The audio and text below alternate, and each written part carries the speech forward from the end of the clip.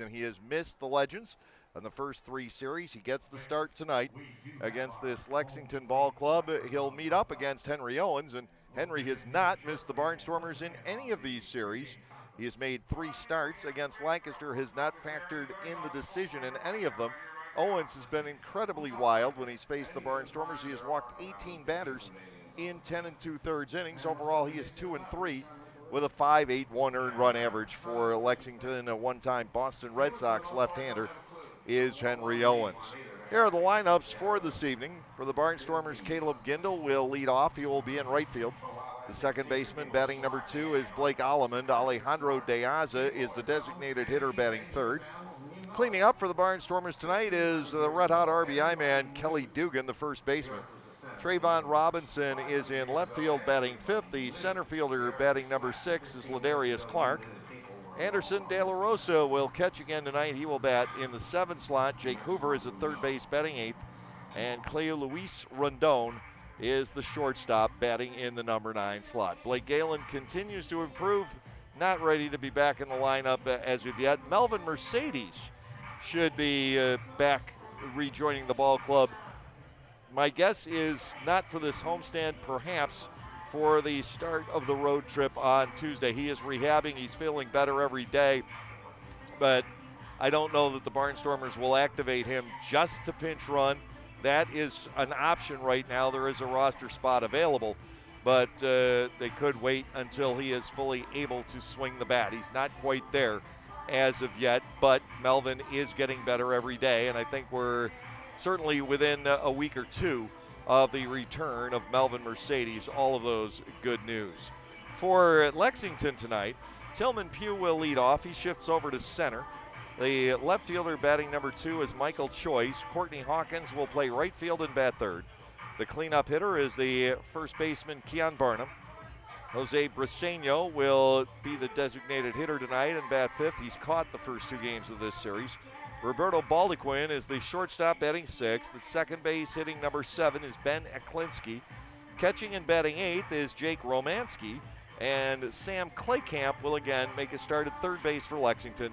He is batting in the number 9 slot. And the tall left-hander Henry Owens on the mound tonight for the Legends as we complete this 3-game series.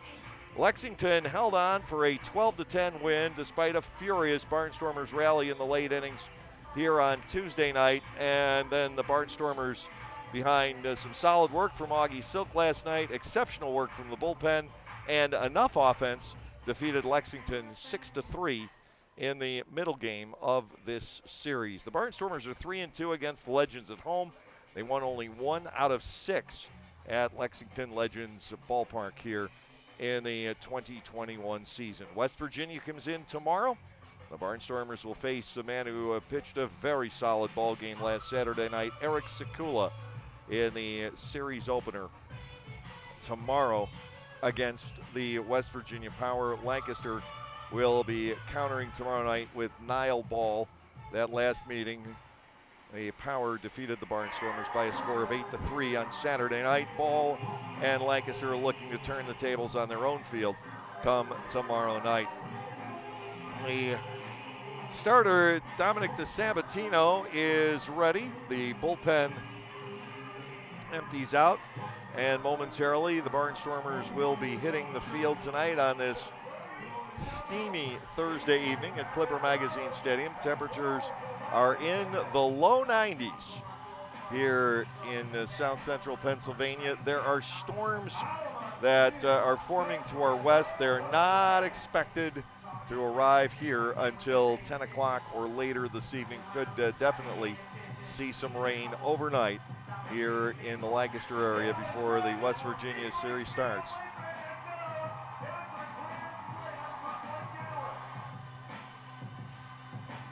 The rev 'em up video, if you will, playing on the hype video, I guess they call it, playing on the video board out in left center field. And now the Barnstormers, clad in their red jerseys tonight, take the field to host the Lexington Legends in the 3rd and final game of this series and the final meeting between these two ball clubs in 2021. And once the Field of Dreams team or just a few scattered youngsters, as it may be tonight, takes the field. We'll send you down there for our opening ceremonies. Able and remove your hats as we honor our nation and its flag.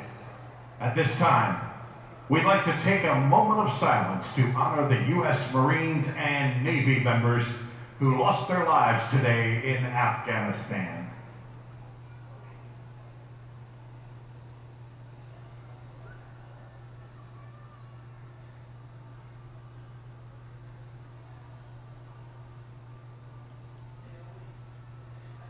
And now to perform God Bless America and our national anthem, please welcome David Albin. God bless America, land that I love. Stand beside her and guide her through the night with the light from above. From the mountains to the prairies, to the oceans white with foam. God bless America, my home, sweet home. God bless America, my home, sweet home.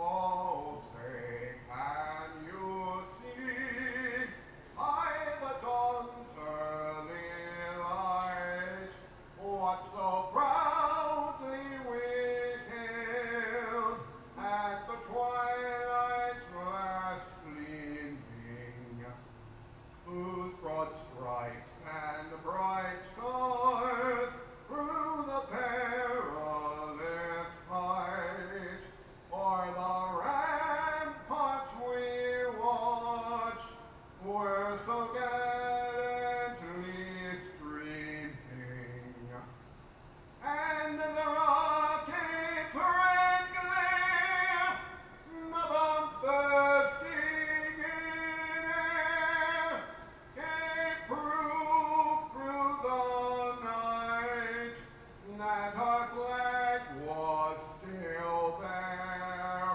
Oh, say does that star-spangled banner yet wave for the land of the free and the home of the brave. A moment of silence for those who perished in Afghanistan earlier today. And then God Bless America and our Star Spangled Banner as we head into baseball this evening.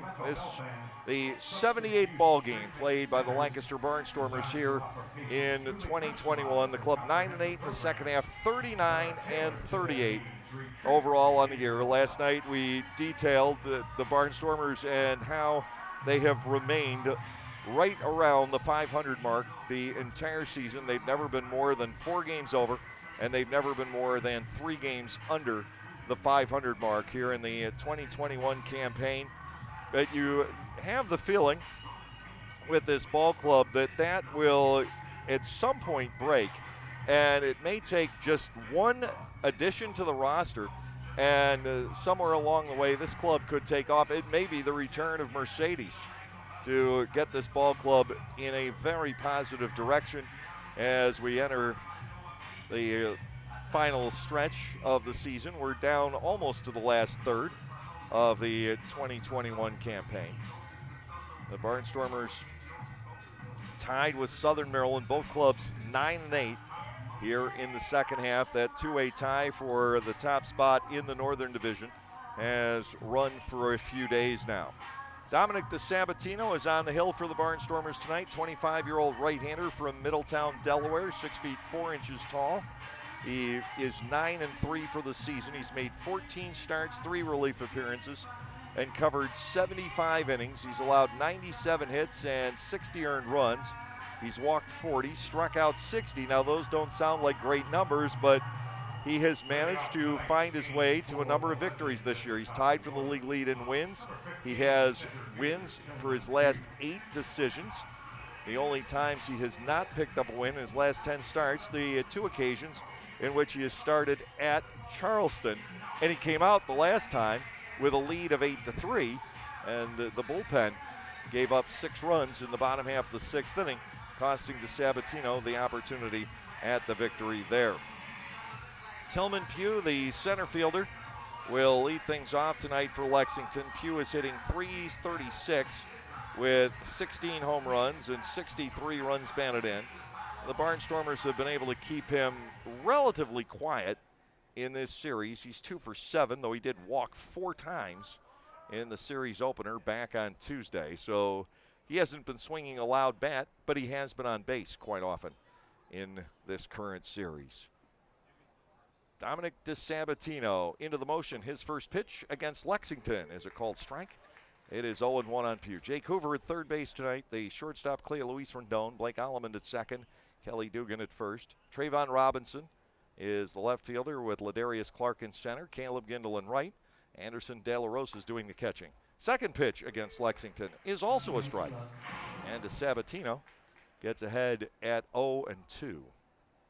Michael Choice, the left fielder, and Courtney Hawkins, the right fielder, scheduled to follow all 3 of the trio of outfielders. Bat from the right side of the plate. 0-2 is fouled off the end of the bat, back into the screen.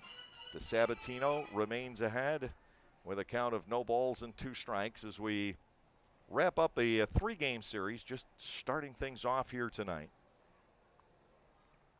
Alleman cheats toward the middle against Pugh.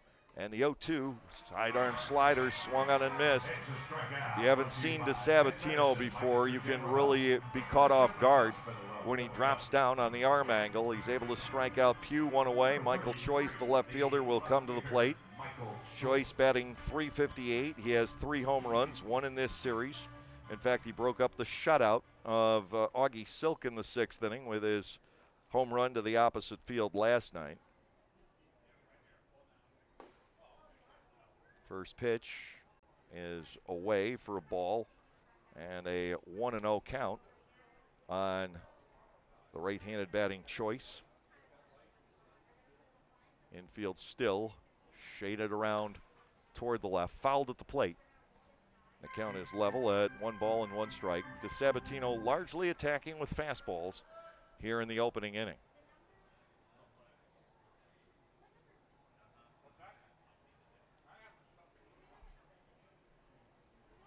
Barnstormers facing Lexington, 1 out, nobody on. Top half of the first inning. Fastball is drilled to the outer edge. DeSabatino works ahead of Choice at 1-2. Dom's last start, we mentioned he came out with the 8-3 lead. He had not given up a run for the first 4 2/3 innings, and the run that did score was on a balk. Bouncer back to the hill. Easy play for Dominic. He underhands to Dugan. That's the 2nd out. Courtney Hawkins will come to the plate. And even better than that, back on Friday of last week, DeSabatino actually had a no-hitter for the first 3 2/3 innings. Olmo Rosario, the one-time Barnstormer, broke that up with a single into right center. 2 outs, nobody on in the top of the first inning. Courtney Hawkins will come to the plate, which means the Barnstormers bunch the infielders over on the left side, specifically Hoover and Rendon. They play deep and pretty much side by side. Hawkins keeps drilling balls toward the hole on the left side in this series, and he's had several base hits. DeSabatino is outside for a ball. It is 1-0. Hawkins 4 out of 8 in the first 2 games of this set. DeSabatino ready to go. Hawkins with a swing and a miss. And it is a ball and a strike. Keon Barnum, the lefty batting first baseman, the only lefty hitting position player on the Lexington roster, is on the on-deck circle.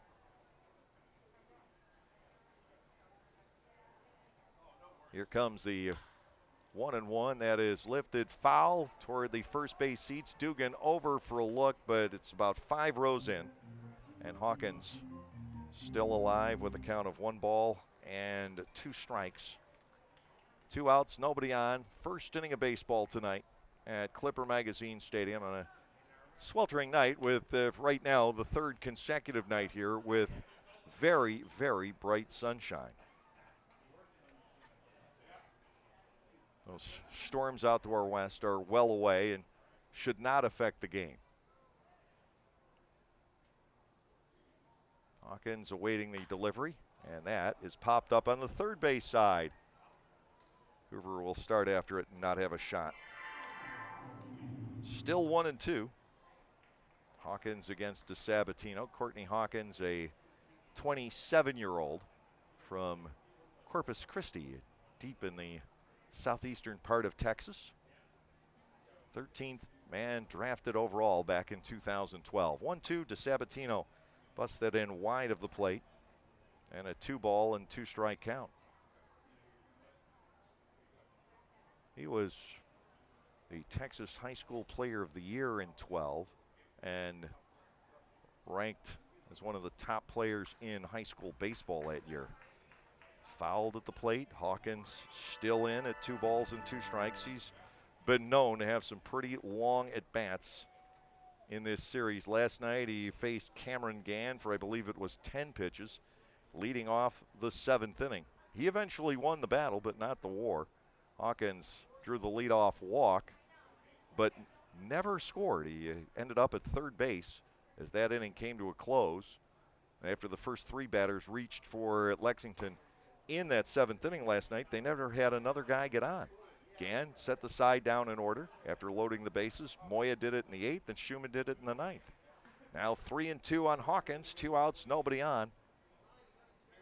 Blake Allemond now cheating to the left side of second base.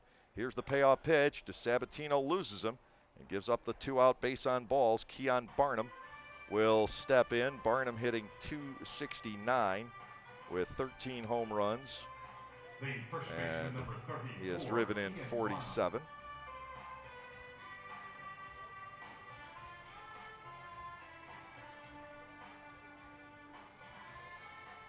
Left-handed slugger stepping in.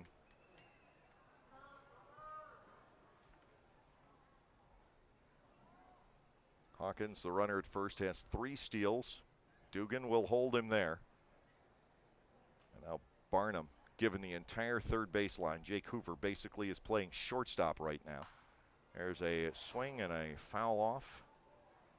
1 strike to Barnum. DeSabatino had Hawkins trailing in the count and was unable to finish the deal, walking him on the full count pitch.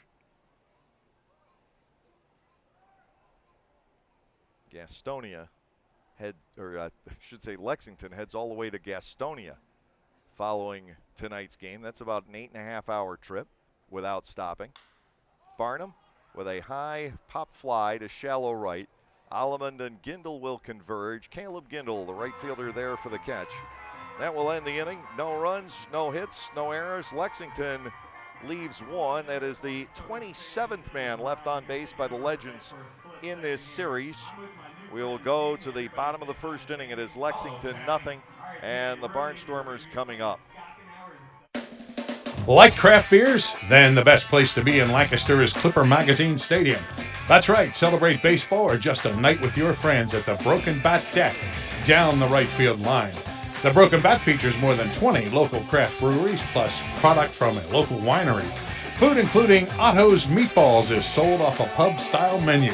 So get together, hang out with your friends, or make some new ones. Enjoy a night of craft beer sampling along with a Barnstormers game.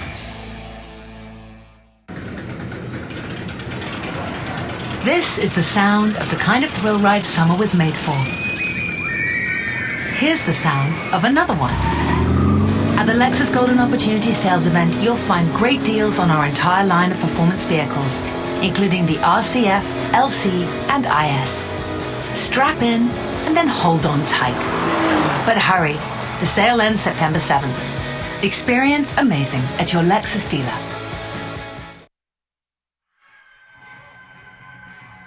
Left-hander Henry Owens makes the start tonight for Lexington. Owens just reactivated for the game today as they're playing the revolving door with the starting rotation with Lexington. 2-3 in 15 starts is Owens. 69 and 2/3 innings. He leads the league in strikeouts with 81. He's also walked 67. And when the Barnstormers have faced Owens, he has thrown 10 and 2/3 innings, striking out 10, but walking 18.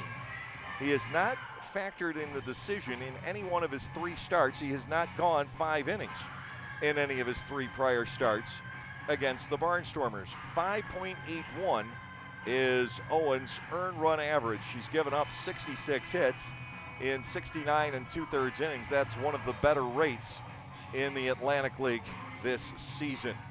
Owens, the southpaw from California, 6'6", and made it to the major leagues after being drafted in the first round earlier in his career. He got to the majors with the Red Sox and won 4 games in 2015. 2 of those were both shutouts against the Orioles in September of 15. Every appearance he had at the major league level was a start. Facing Caleb Gindel to start things off for the Barnstormers here tonight. And Owens is down and away to Caleb. Ball 1-0 strikes. Gindel has slipped to 279. 22 home runs, 62 batted in on the season. The only hit in this series was a 2-run double, and as the Barnstormers mounted that huge comeback here on Tuesday. Owens is low again for ball 2. It is 2 balls and no strikes. Blake Alleman is on deck, and then Alejandro De Aza as the Barnstormers look to get the early jump here tonight. They're 21 and 10 when they do score first. Here comes the 2-0 offering. It runs outside. Owens 3-0 to Gindel. Caleb likely to be taking this pitch, but I don't know that you can absolutely count on that. He loves to get the game started with a home run. He hasn't done it for a while, but he has done it 6 times this season. Here comes the 3-0 from Owens. Gindel steps away and takes the strike. It is 3-1. Barnstormers got the big blow last night from Dugan in the 3rd inning. Other than that, all their hits were singles to score 3 more runs. Here comes the 3-1 now. Gindel will go for that and foul it to the net. 3 balls and 2 strikes to the leadoff batter in the home first. No score. Last night we had our lowest scoring game between these 2 teams, with the Barnstormers winning 6-3. Here is the 3-2 to Gindel, and also fouled back into the net. We will continue with a count of 3 balls and 2 strikes.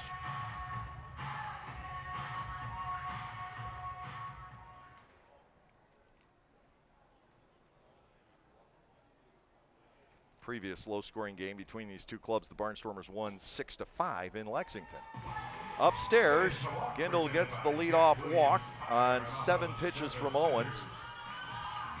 You've got Owens, who walks a lot of hitters, facing the most patient lineup in the Atlantic League. Remember, the Barnstormers don't get to face their own pitching staff. They lead the league in walks both ways, which is really odd if you stop to think about it. Blake Alleman will step in, 288 hitter with 17 homers, and he gets a ball inside and low. It is 1-0. The thing with Owens is that you have a tendency to wait him out. He's got very good stuff, doesn't always throw strikes, and he tends to be effectively wild. 1 ball and nothing, and to Alleman, it is a strike taken, 1-1, because if Owens starts getting the pitch in the zone, then you're a little bit too patient. It's tough to be aggressive against him. Well, you have to find that right balance against somebody like Henry Owens. 1-1, high with the fastball, and Alleman gains an edge. 2 balls and 1 strike here. Barnstormers trying to get off to a fast start tonight, though that has not always been to their benefit this season.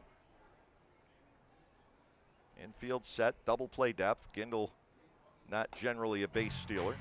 And Alleman gets ball 3 high and outside. We've gone to 3-1. Lancaster trying to get the first 2 guys on. Alleman, the switch hitter, batting from the right side. Then you've got back-to-back lefties in De Aza and Dugan. But generally, facing left-handed pitching does not phase either one. Ball 4 is high. That's 2 walks in a row, given up by Owens. Alejandro De Aza, the designated hitter, will step into the box. De Aza returned to action after a missing Tuesday entirely, and he was 2 for 2 with a walk last night. Average back up to 311. He has 6 homers and 48 runs batted in. And I am absolutely certain, like most good hitters would do, he already has a game plan against Owens. He's faced him enough over the course of the current season. Gindel leads from second, Allemond off first, and to De Aza. It is outside for a ball, 1-0. Kelly Dugan is on deck, the man batting .459 with runners in scoring position. Owens working himself into a fix. Ball 1-0 on De Aza. The pitch breaks to the outside corner. Owens gets the strike across. The 5th he has thrown in 14 pitches. De Aza bats at a ball and a strike. After Dugan, it will be Trayvon Robinson. Left-hander comes set. He'll go to work on De Aza, 1-1. A check swing, but the fastball has the outside corner. That's a second strike. It's 1-2. And this is what Owens does. He's walked virtually a batter per inning over the course of the season, but he has been somewhat difficult to hit, and he's able to pull himself out of trouble quite a bit. He hasn't against the Barnstormers. His numbers against the Barnstormers not good, though he has not lost a decision. And the 1-2, De Aza will stay with it and foul it off. We hold at a ball and 2 strikes. Owens has allowed nearly 2 base runners per inning and the WHIP, and there are a lot of starting pitchers around the Atlantic League who are in that 2 WHIP neighborhood. Not good numbers. 1-2, ground ball up the middle, base hit for De Aza. Gindel is going to be waved. The throw coming from Pugh all the way through. It's out ahead of the plate, and the other runners will move to second and third. Alejandro De Aza with the RBI single. He drives in his 49th of the year.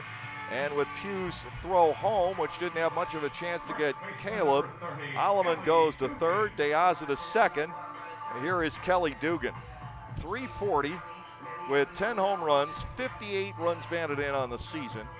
And he's kind of like Will Rogers. He's never met an RBI opportunity that he doesn't like. .459 with runners in scoring position. That is unbelievable. Owens is ready, and to Kelly, a swing and a miss. It is 0-1.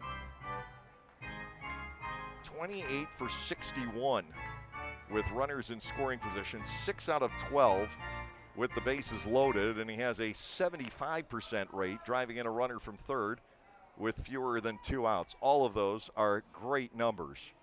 Here's the next pitch, and Dugan is crowded inside. He holds on the swing.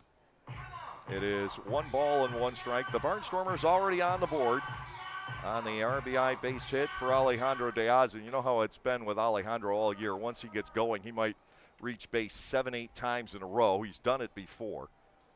Right now it's at 4. To Dugan, swing and a miss. So Owens has him set up at a ball and 2 strikes. Last night, Dugan hit a 3-run home run in the 3rd inning, had an infield base hit with a runner at second in the 6th. It still counts. 1-2. The motion, Owens to the plate. He's up and in. And it is ball 2 and 2 strikes.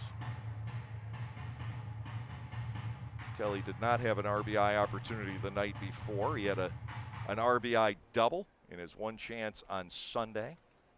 And that's the way it's been going for him.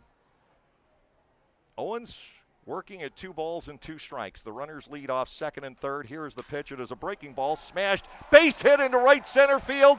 Dugan comes through again. Alleman is home. De Aza will score. It's 3-0. What can you say about Kelly Dugan? All of a sudden now he's got 60 runs batted in on the season. He wasn't anywhere near the leaderboard a month ago. But for Dugan, he has now driven in 35 runs in a span of 28 games. 2 knocked in here in the first inning, a single almost identical to De Aza's. And here's Trayvon Robinson with nobody out and the runner at first. The Barnstormers already out to a 3-0 lead. Still without an out here in the first inning. 2 walks followed by 2 ground singles up the middle. And to Robinson, inside and low. He has to get the toes out of there. It is ball 1-0. Ladarius Clark, the center fielder, is the on-deck hitter for the Barnstormers. That makes Dugan now 29 for 62 with runners in scoring position. 1-0 pitch. Breaks across for a called strike.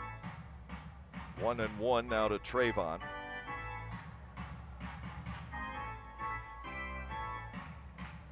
Gindel still the team RBI leader with 62, but Dugan is now knocking on the door. There goes Kelly, ground ball to the hole at short. Baldequin with only a play across to first, starting the runner, kept the Barnstormers out of a double play. Robinson becomes the first out, 6-3. Clark bats with Dugan at second and 1 out here in the bottom half of the first inning. Well, the 2-run single moves Dugan into 5th among the RBI leaders in the Atlantic League. Josh Saleh of Gastonia tops with 68 coming into tonight. And the next 2 are in this game, Tillman Pugh and Caleb Gindel.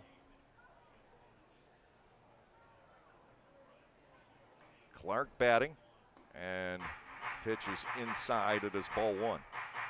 We talked about the Barnstormers throughout the season. One of the main reasons they've stayed in contention is the unbelievable ability to hit with runners in scoring position. Dugan at the top of the list, but the entire club has been pretty good at it. Outside to Clark, ball 2, 2-0. They're hitting over 300 as a team in the RBI situations and almost 400 with the bases loaded. And that will pile up the runs. 2 balls and nothing to Clark. Dugan leads off second. And to Ladarius, swinging a pop-up, foul territory, right side and out of play. Anderson De La Rosa, the catcher, is on deck. And both Clark and De La Rosa are very proficient at hitting against lefties. Ladarius for the season, he's driven in 40 with 10 home runs. He's batting .259. The Owens pitch, swing and a miss. Romanski looked to throw behind Dugan at second, but saw little to no opportunity to execute the pickoff. 2-2. Now the count on Clark, who is just 3 for 23 against Lexington. Dugan has shredded them. And Ladarius pops up another one. Racing over toward the seats is Barnum. And he won't have that play, but a fan does.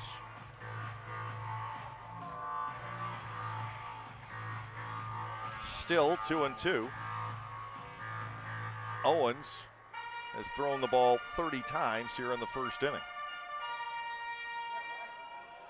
Lancaster leading by 3 with Dugan perched at second.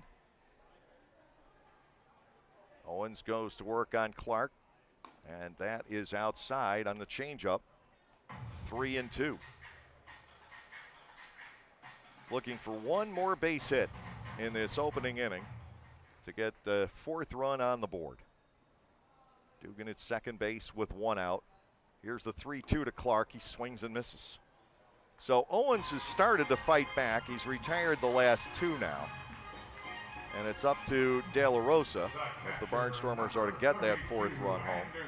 257 hitter is De La Rosa with 4 homers and 39 runs batted in, but he has been incredibly better at home by nearly 150 points. He's batted .323 here at Clipper Magazine Stadium this year and just 177 on the road.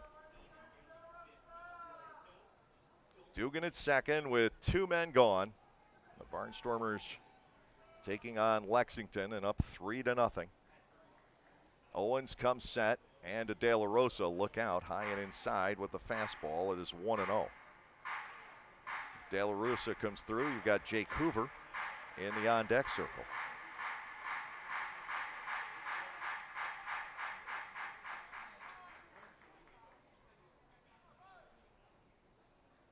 Dugan's been at second base for a while.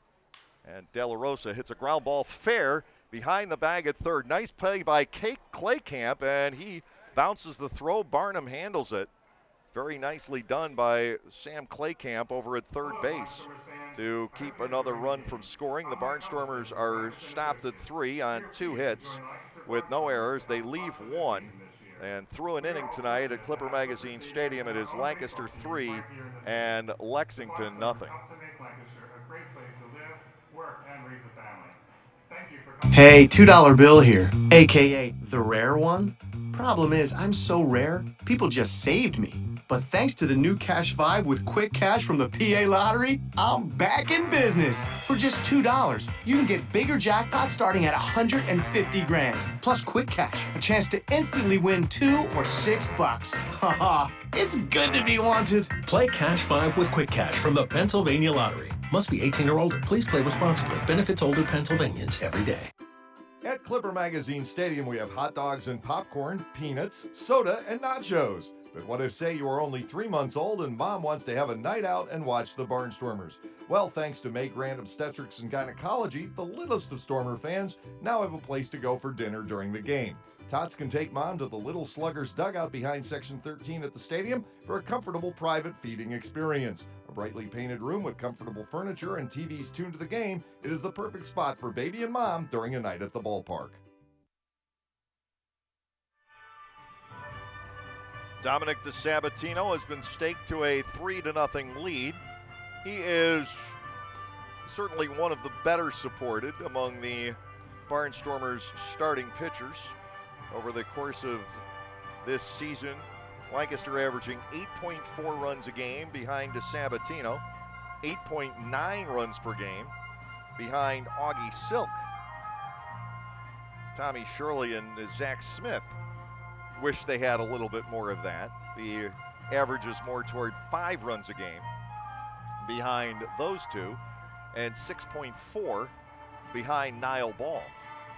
Lancaster is 10-4 with DeSabatino making the starts.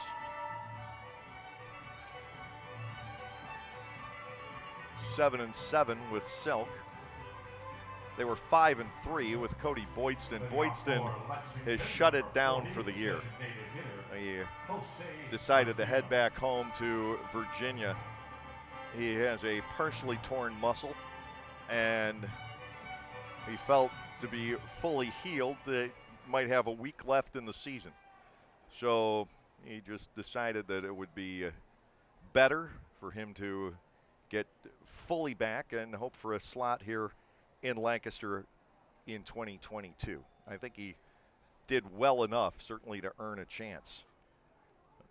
Jose Briseño, the designated hitter, leads off the top of the second, takes a strike on the outside corner from DeSabatino. Excellent.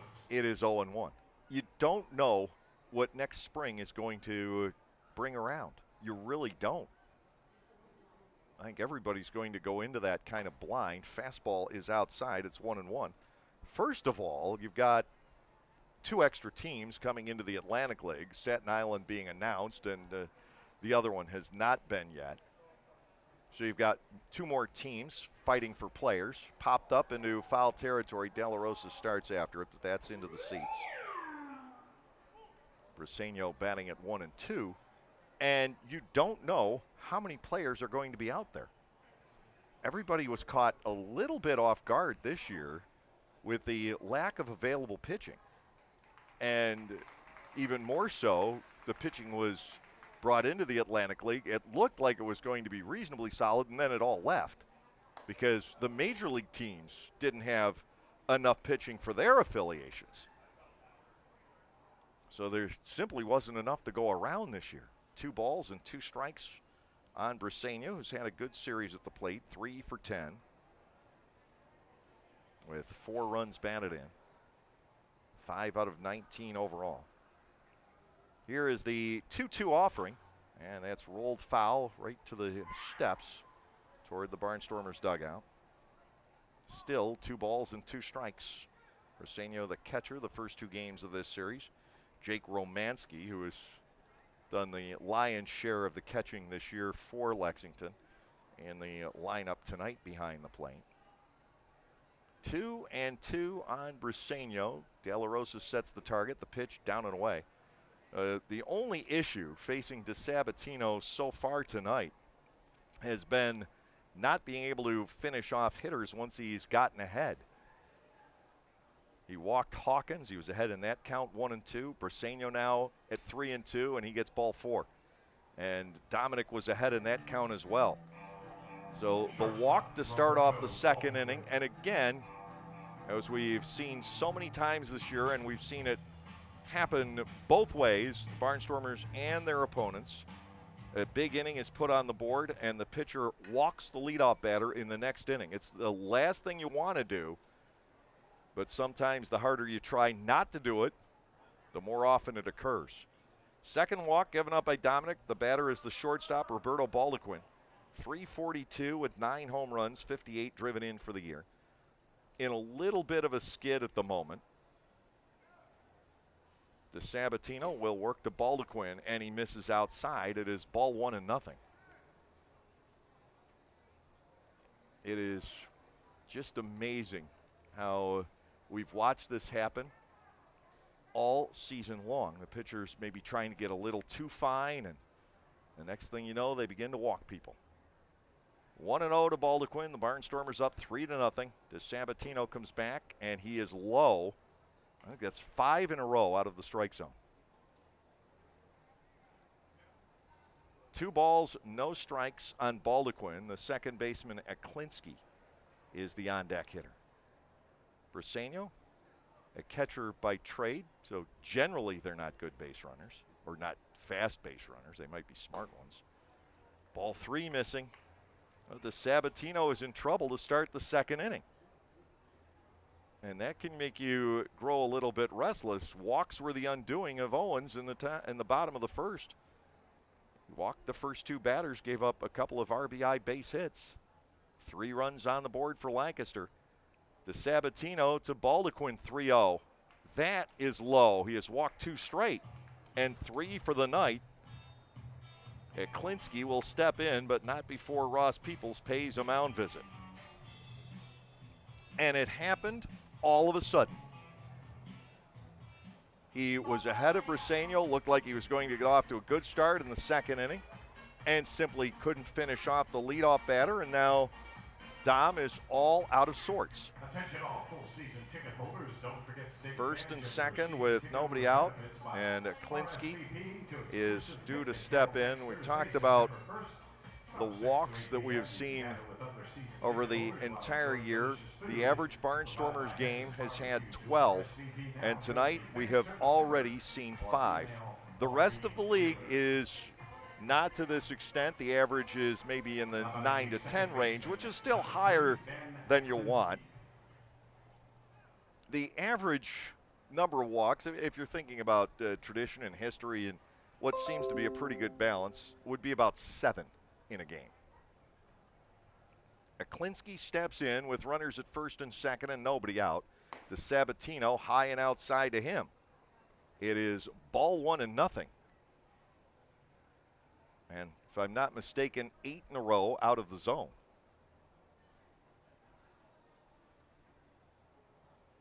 One ball and nothing here. The infielder's set looking for the double play ground ball.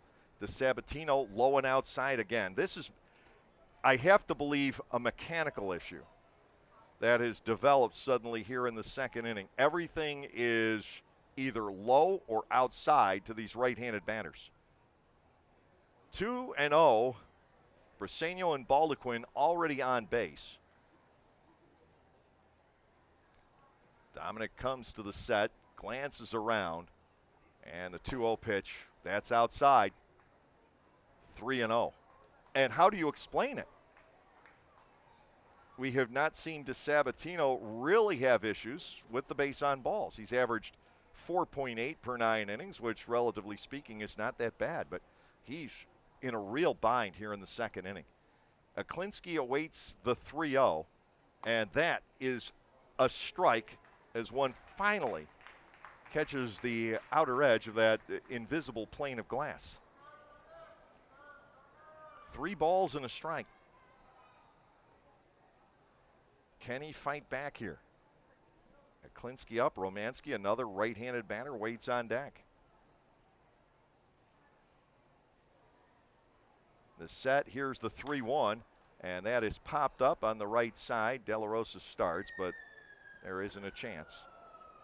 DeSabatino has fought back to 3-2.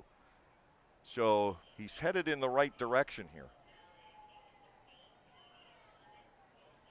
After being out of the zone at least 9, but I believe 10 straight pitches. Briseño and Baldequin take their leads. They could go here. 3 balls, 2 strikes on Aklinski. And you have to trust Aklinski to get the ball in play or draw the walk. Briseño bluffed as if he were going. He's not. 3-2 pitch. That is inside, ball 4. And DeSabatino has now walked the bases loaded. Romanski coming in, 224 hitter with 4 homers and 23 runs batted in. We saw him as a pinch hitter in the 8th inning last night against Gabriel Moya, and he struck out. DeSabatino needs some outs. He's walked now 4 of the last 5 hitters, and he was ahead of Hawkins in that first inning and lost him.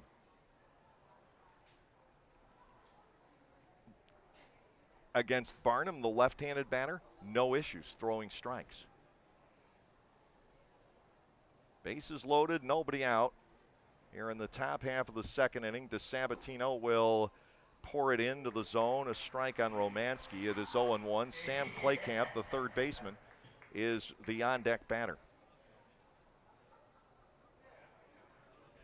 The walks, the walks, the walks.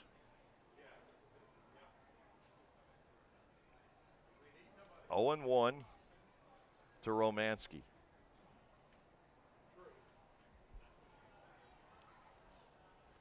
Dominic ready to go, winds, fires, and it's outside. So now it is 1-1.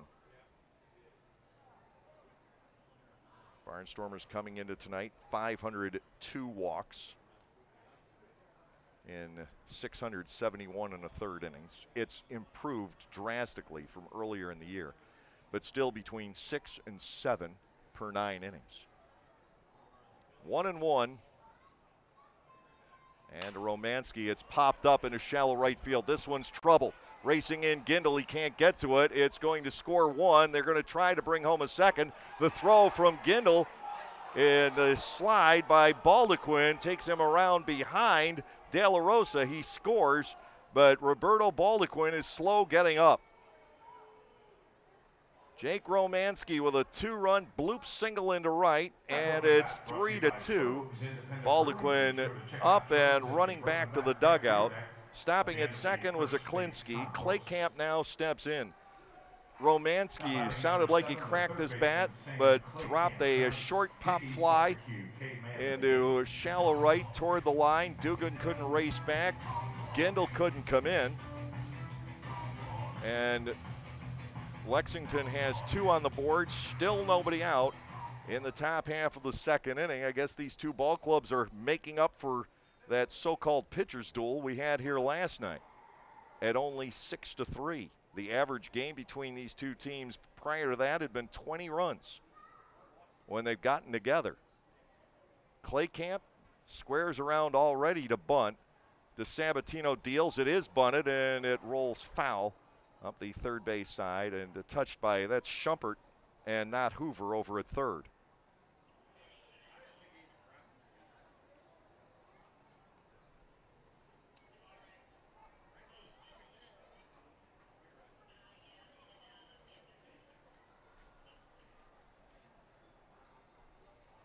Did I misread the lineup earlier?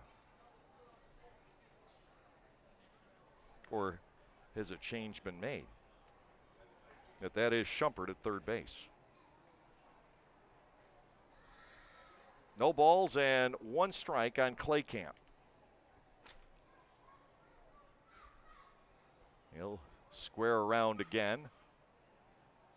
DeSabatino fires, and there is a bunt. Schumpert will dig it up. There's nobody at third base on the wheel play.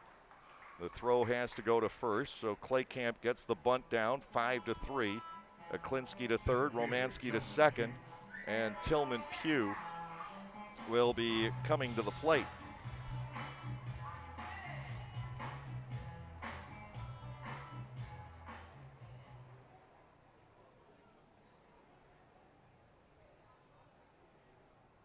Now,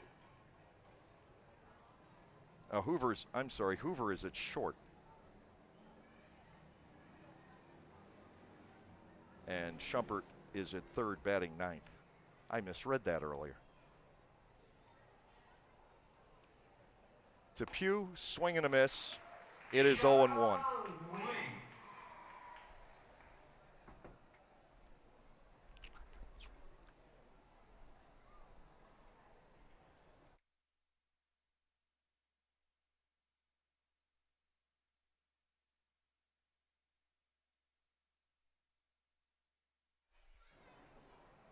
One ball, one strike on Tillman Pugh, trying to bring the lead to the Lexington side.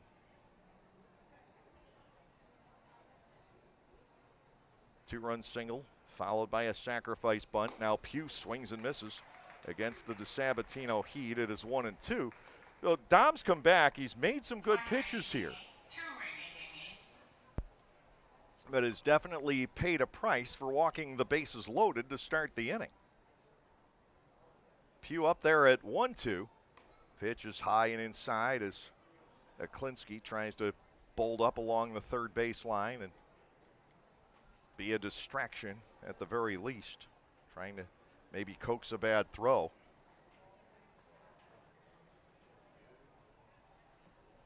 Two. The wind, DeSabatino to the plate, and it's just outside. He wanted the corner, didn't get it, as he swung it across.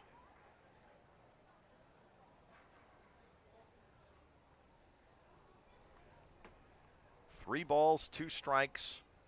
Dom ready to go. The payoff is low, and he's walked his fourth of the inning and fifth of the game. Bases are reloaded, and Michael Choice, the left fielder, will come to the plate. Choice bounced back to the mound in the first inning. Left fielder Michael Choice.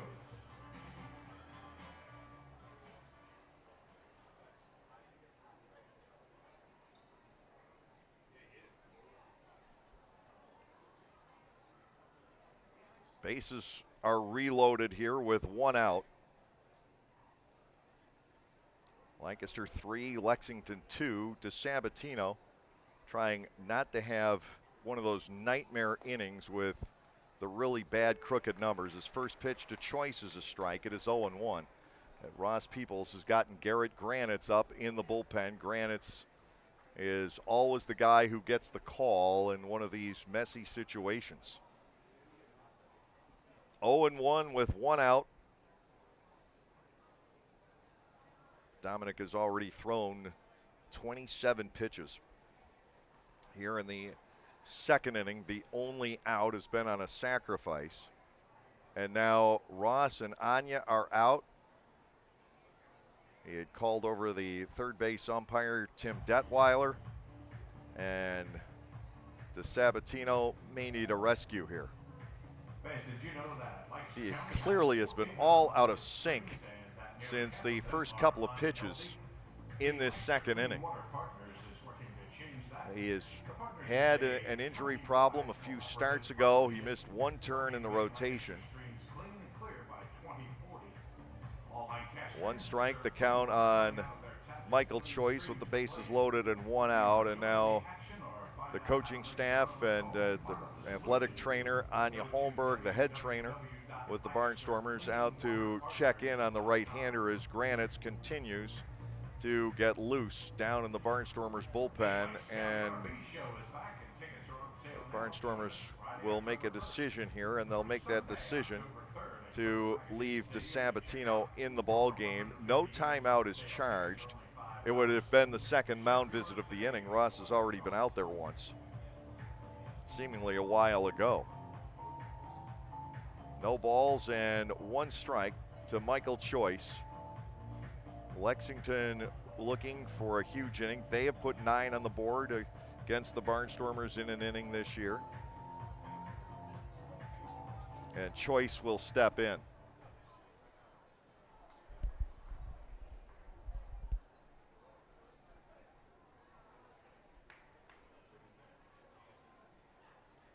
Bases loaded, 1 out on the bunt.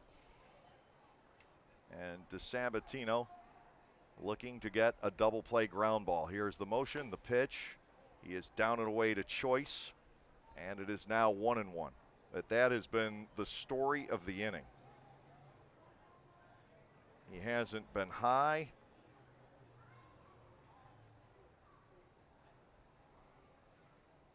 He hasn't been inside. Ground ball, right side, and it's over the glove of Alamund.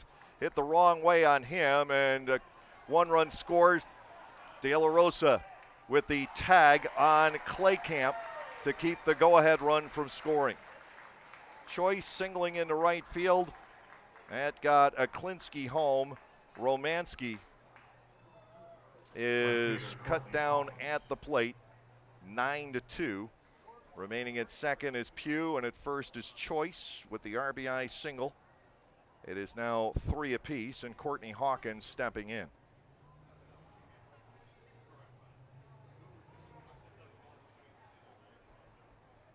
Two outs and 2 on.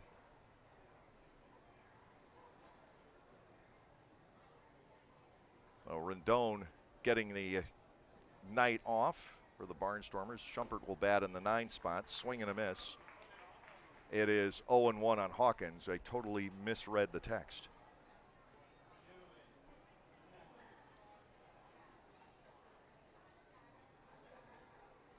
Two on, 2 out, 3-3 our score here in the top half of the second. A very sluggish start to the pace of the ball game tonight.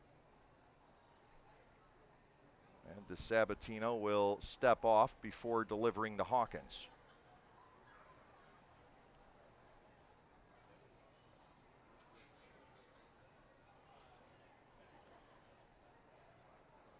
Dominic comes to the set to Hawkins, the 0-1, and that got the inside corner.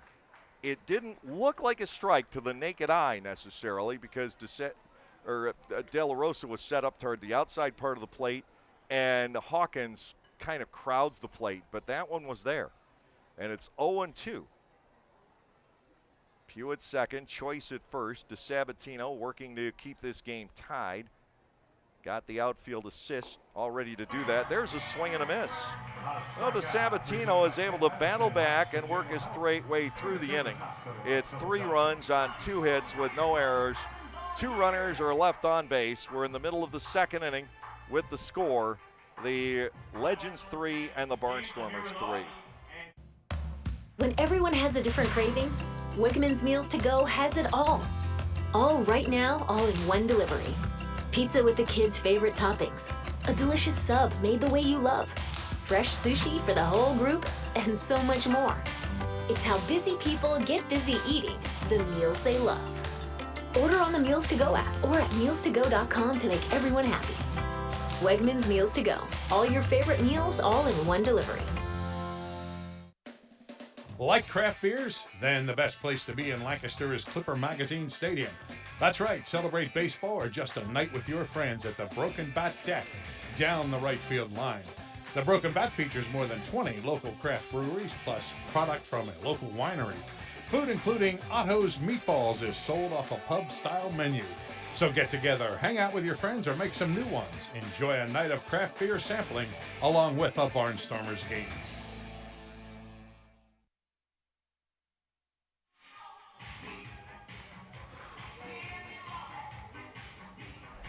So it'll be Hoover, the shortstop, Shumpert, the third baseman, and Gindel, the right fielder. Here in the bottom half of the second inning against Henry Owens, already tied at 3 through an inning and a half. Both run-scoring innings built on walks, 3 walks and 2 singles to produce the 3 runs for Lexington. And the Barnstormers pick up 2 walks and 2 singles to score 3 runs in the bottom half of the first. So that's how it sets right now. A 3-3 tie going into the bottom of inning number 2 in a ball game that started nearly 50 minutes ago. So we'll keep an eye on the weather as it approaches from the west later on. It shouldn't be a problem spot to get the ball game in tonight, except for the pace at which this game has started. Jake Hoover, the shortstop, will lead off, batting .279 with 9 runs batted in on the season.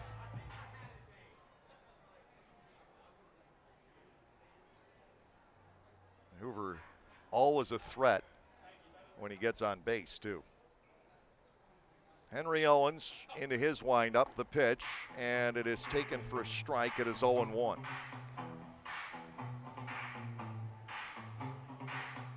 Now saying the Storms won't be getting here until about 10:30. So we should be able to get all 9 innings in, and I say should. 0-1, Hoover fouls to the screen for a second strike. It's 0-2. Owens settled down after the rough start. The game turned around. The Barnstormers looked like they were on the way to an enormous first inning. And then Owens all of a sudden retired 3 batters in a row. He has Hoover 0-2. He's begun to throw strikes. And to Jake, it's just, no, it is strike 3 call. Took Ruben Ramirez a moment. That looked like a strike, and I was about to say just missed for a ball because the call hadn't come through. 1 out, here is Shumpert.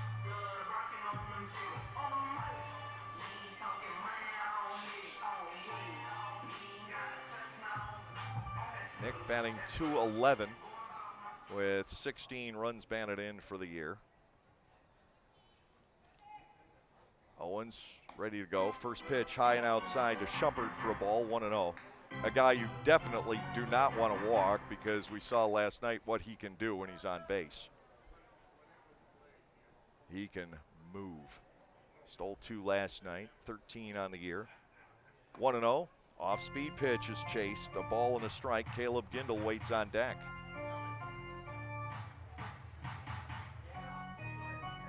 The Barnstormers do not fare well with big early leads, and that has been a part of the discussion. 2-1. You score 3 runs in the first inning. I would imagine under normal conditions, you probably win about 80% of the games, if not more.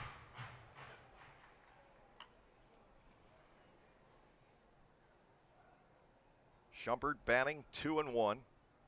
Owens comes back, he's inside and low, and Shump does have that opportunity to reach base here.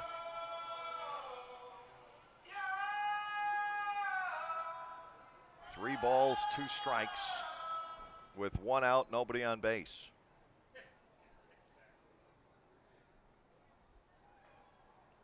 Owens into the wind, the 3-1. Shumpert goes after the fastball and misses.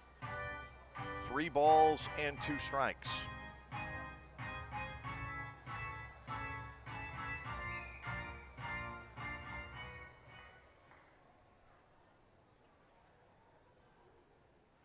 Payoff coming. Shumpert pops it up behind the plate. Circling around is Romanski. He's got a play. He's right in the middle of the Rogers and Associates logo. Shumpert is retired. It's 2 out, and Gindel will step in. Gindel walked and scored back in the first inning. Caleb still leading the league in a few different categories, and runs scored is one of them. It was the 72nd time this year that he has crossed the plate, knocking himself in on 22 of them. Well, you've got some big RBI guys behind Caleb in this batting order.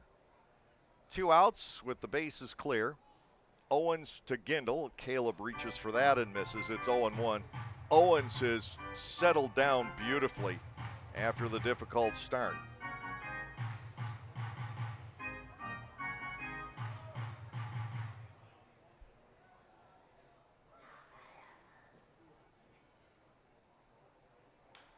Delivery is tapped foul. Very quickly it is 0-2.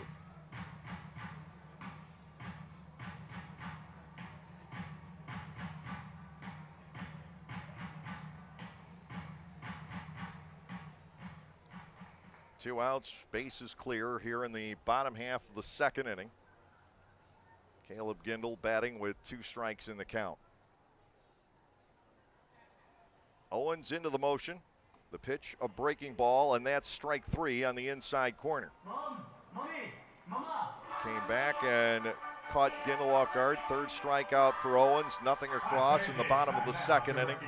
We're through 2 and tied 3-3 tonight here at Clipper Magazine Stadium. Presented by Sheets.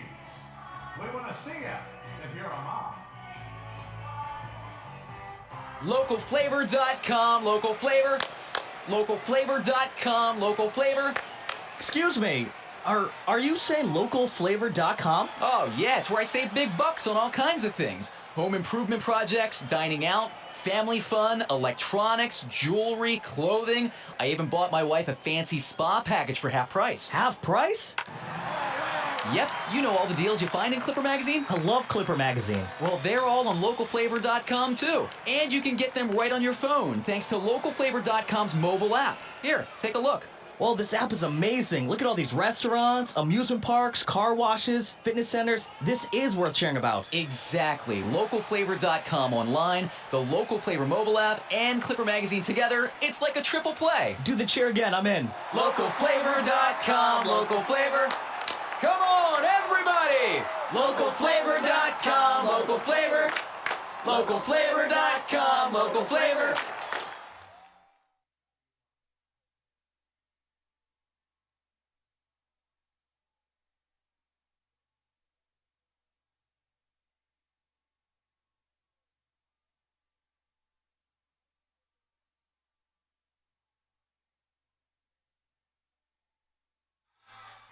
Three all. We go to the third inning.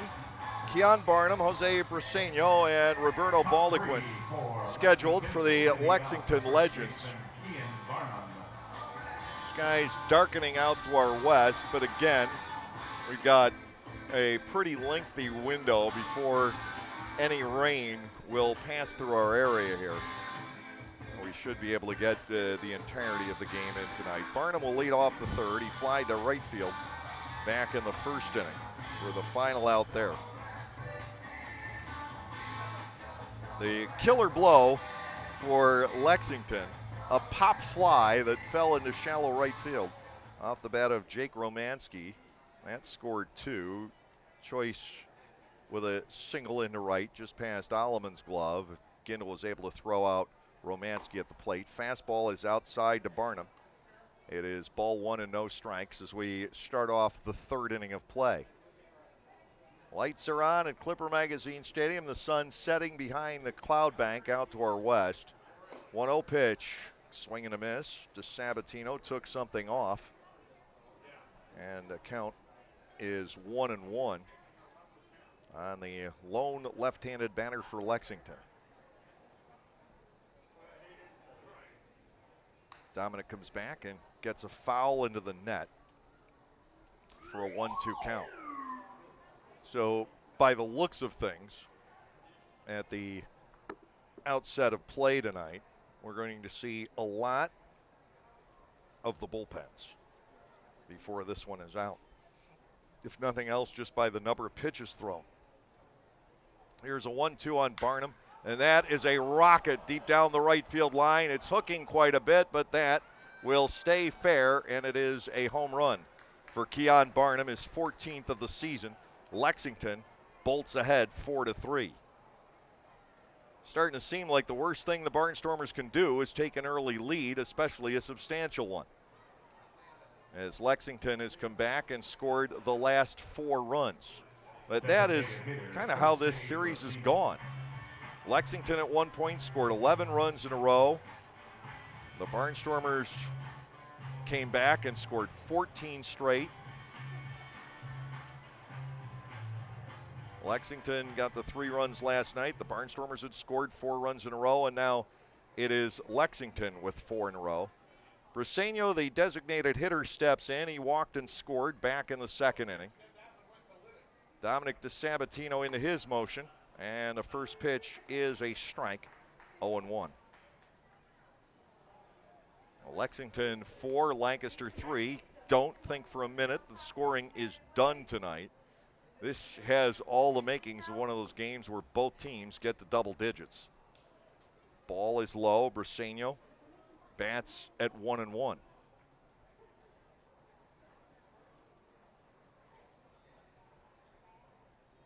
Defense straight away in the outfield, a little to the left in the infield. Dominic bounces that pitch well out of the zone, and 2 balls, 1 strike the count.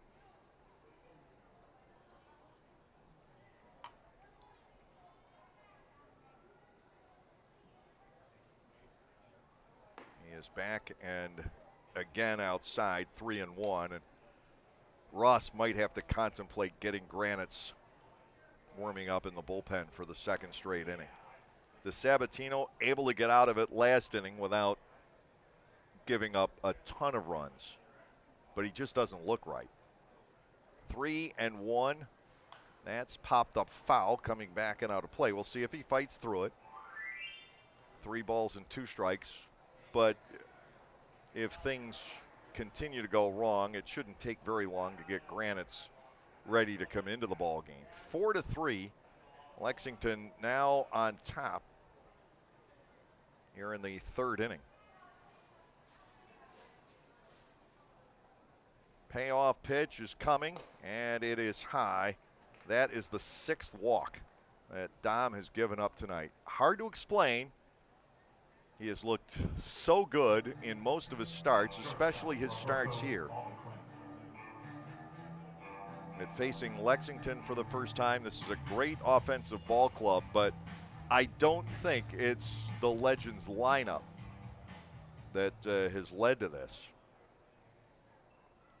Baldequin walked back in the 2nd inning as well. Ross has made no indication that he wants the bullpen to get started once more.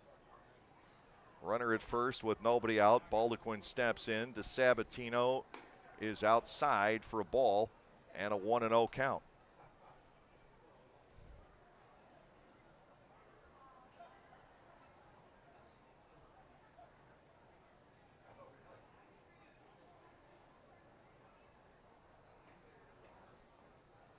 Defense sent, looking to turn 2, hoping for a ground ball. DeSabatino gets a lot of them when he's in a groove. Ball 2 is outside and low once again. But he can't get in sync at all, and Granite's is going to start tuning up again.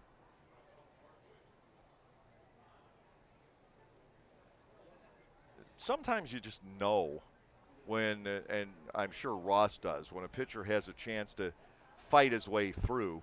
And Ross is generally very good at picking up on this. When a pitcher has a chance to fight his way through, and when a pitcher is really totally out of sync. Called strike on Baldequin. It is 2-1. And tonight it just seems to be the latter for Dom since the first couple of batters of the night. Now, Granite's will get tuned up again. We have nobody out, runner at first base here in the top half of the 3rd inning. 2 balls, 1 strike to Baldequin. The DeSabatino pitch, cut on and missed. It's 2-2. You'd like to see Dom, of course, go as far as he can. They've already had the trainer out there once. Anya paid a visit in the midst of the second inning. 2 balls, 2 strikes. Briseño leads off first, nobody out. Here's the motion, the pitch. Swings past, outside and low, and we have a full count. 3 balls and 2 strikes on Roberto Baldequin.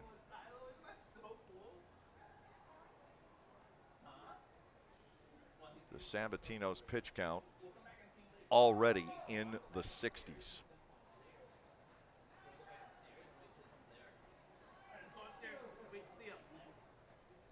Payoff pitch coming. Ground ball, third base, down the line and foul.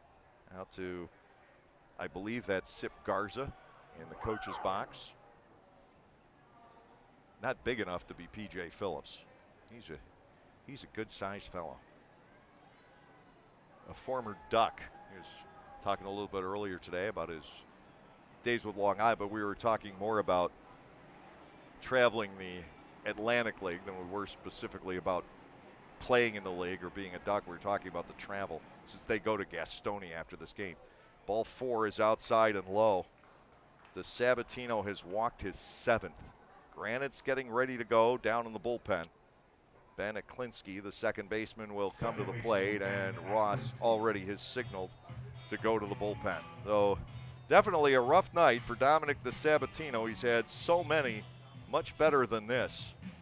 He leaves walking 7 and striking out 2, giving up 3 hits and 4 runs. The 2 men on bases responsibility. Granites will take over, and with the change, we will pause for this. The bucket fundraiser this evening will go to combating homelessness in Lancaster County. United Way has pledged. Bummer, the Barnstormers are on the road and you're looking for something to do. Clipper Magazine Stadium still has the answer for family fun. The summer movie series returns, presented by Lidl Supermarkets on selected nights throughout the summer season. Bring the kids out to the ballpark for family-friendly movies. For just $6.50 per person, you get to sit on the outfield grass and enjoy a film on the big screen in left center field. Showtime is 7 p.m. For more information and movie listings, go to LancasterBarnstormers.com and click on the events page. 72 years and 4 generations and still going strong. We are Gochenauer Appliances in East Petersburg, and we want to be your appliance store now and into the future. We sell all the best brand names of appliances at the very best prices. We also deliver, install, and service what we sell. Shop local and with your 4-generation hometown appliance store. Come to Gochenauer Appliances and see what a great appliance purchase experience is all about. You can even shop from home now at Gochenauers.com. Thanks for your support.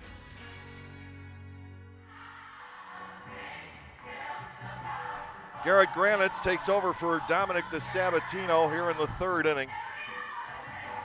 This is another strange game in the midst of a strange season, and walks have been at the center of a great deal of the difficulty and the long games played by the Barnstormers. I joke, but it's not really a joke, that the Barnstormers have played 77 games this year, and it feels like we played 100.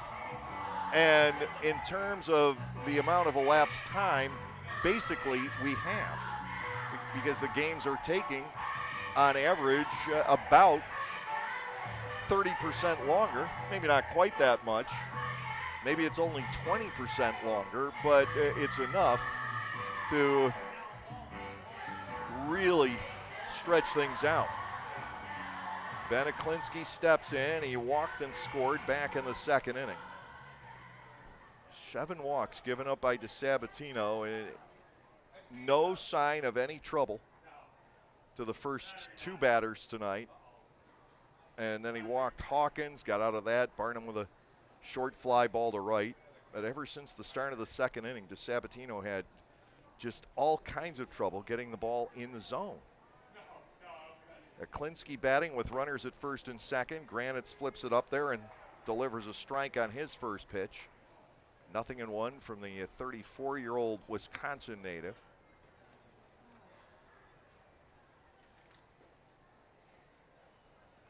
Oh, 1. Slow breaking ball. It gets there. 0-2. We had to wait for that pitch even to get to the plate. But he has that ability to throw strikes at about 57 miles an hour, and that's what we just saw. Briseño and Baldequin out to their leads. Aklinski awaits the 0-2. Granite's with what serves as his fastball is inside and low.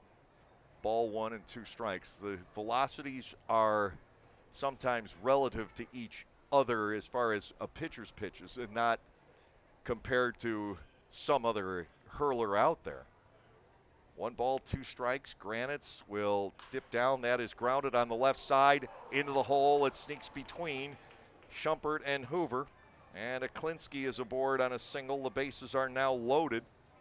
Granite's got the ground ball. He got the result that he looks to get when he comes in a game. He is designed to come out and get a quick double play because as a submariner, he naturally gets a lot of ground balls, and that was the result that you wanted. It just wasn't in the right spot.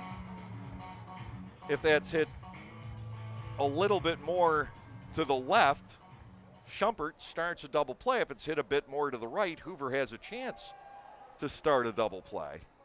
Instead, now the bases are loaded. Jake Romanski batting with the bases full for the second straight inning. He dropped the single into short right. Back in the second, driving in 2. 4-3. Granites has to work his way out of a very tricky spot. He delivers a strike on Romanski. It is 0-1, and now you're in a situation, it's still early in the game, only the top half of the third inning, where you almost need a comeback or a ball hit to the corners and a chance for the out at the plate on Briseño. 0-1 here, and that is taken for a second strike. So Granites is in a pretty good groove in terms of getting the ball over the plate. Now he needs a ground ball at somebody.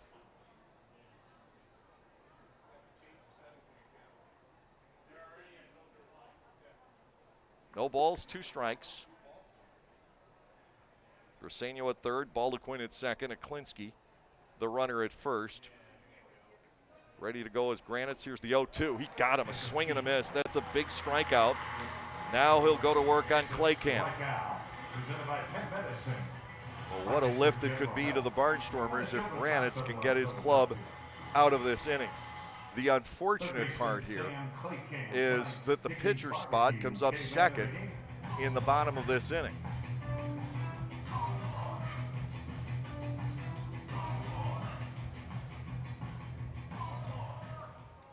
The double hook rule is in force, and I'm still a fan of the idea,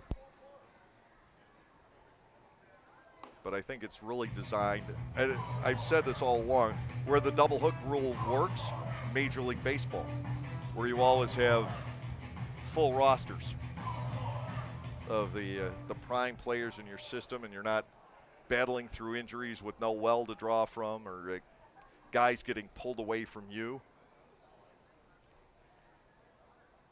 0-1. It's high. Claycamp will bat at a ball and a strike. Bases loaded now with 1 out. 4-3, Lexington leads, and Granite's working to keep it there.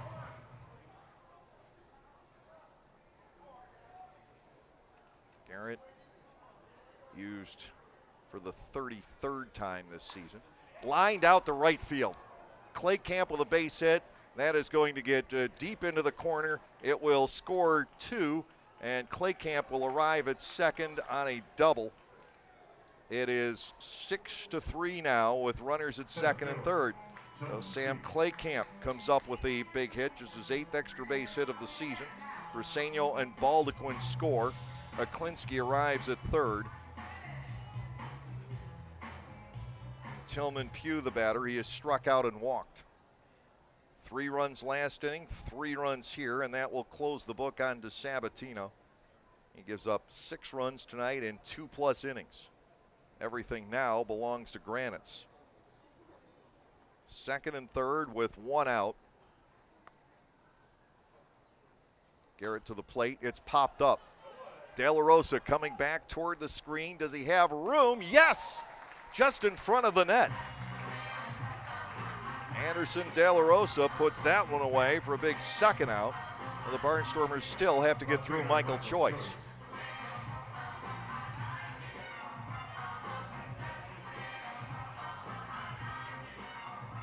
Lancaster trailing by 3. We're still just in the top half of the third inning.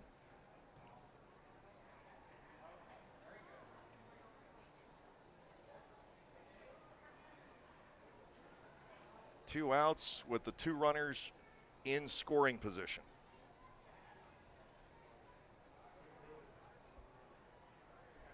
Granitz delivers, and it's across for a strike, 0-1. I mentioned Garrett in his 33rd game, 1-0, a 5.25 earned run average. He has 7 holds tonight. That opportunity does not present itself. To the inside corner, and strike 2 on Choice. Granitz has been able to figure out, and Garrett's a very intelligent man when you talk to him. He's been able to figure out how, even with the extra foot of distance that he has to cover with his pitches, he's been able to figure out how to work the corners. And the 0-2, this one fading low. Ball 1 to Michael Choice, 1 ball and 2 strikes. The runner at third is Aklinski. Claycamp at second with 2 men out. Granite's trying to keep the deficit from growing here in this third inning. 1 ball, 2 strikes. Garrett ready to go, and that one spins well off the plate to the outside. 2-2. Courtney Hawkins is the on-deck batter. Lexington has averaged 11 runs a game in this season series. That is something that you could never fathom to be possible prior to 2021 in this incredibly high-scoring Atlantic League that has been crafted. Here's a 2-2 pitch. Got him. Granitz with his second strikeout, and he gives up 2 hits, no runs of his own. But it's a 3-run inning for Lexington on 3 hits with no errors. 2 runners left in scoring position. We go to the bottom half of the third inning. The Barnstormers now trail the Lexington Legends by the score of 6-3. Where no one knew what will come next. Many organizations, businesses, and companies. Hey, $2 bill here, aka the rare one. Problem is, I'm so rare, people just saved me. But thanks to the new Cash Vibe with quick cash from the PA Lottery, I'm back in business. For just $2, you can get bigger jackpots starting at 150 grand. Plus quick cash, a chance to instantly win $2 or $6. Haha, it's good to be wanted. Play Cash 5 with Quick Cash from the Pennsylvania Lottery. Must be 18 or older. Please play responsibly. Benefits older Pennsylvanians every day. When everyone has a different craving, Wickerman's Meals to Go has it all. All right now, all in one delivery. Pizza with the kids' favorite toppings. A delicious sub made the way you love. Fresh sushi for the whole group, and so much more. It's how busy people get busy eating the meals they love. Order on the Meals to Go app or at mealstogo.com to make everyone happy. Wegmans Meals to Go. All your favorite meals, all in one delivery. Brought to you by the High Companies, family-owned High, one of the largest importers. Henry Owens will be facing Blake Allemond, and then the pitcher's spot and Kelly Dugan here in the third inning. Distribution and real estate, hospitality. Garrett Granitz does have a bat in hand. Careers and learn more about their job opportunities. Yoel Espinal no longer with the ball club, but he had the bat in hand the most of the Barnstormers pitchers. He had 4 of the 6 hits. Granitz has 1 of them. Leading off for your Barnstormers, the second baseman Blake Allemond.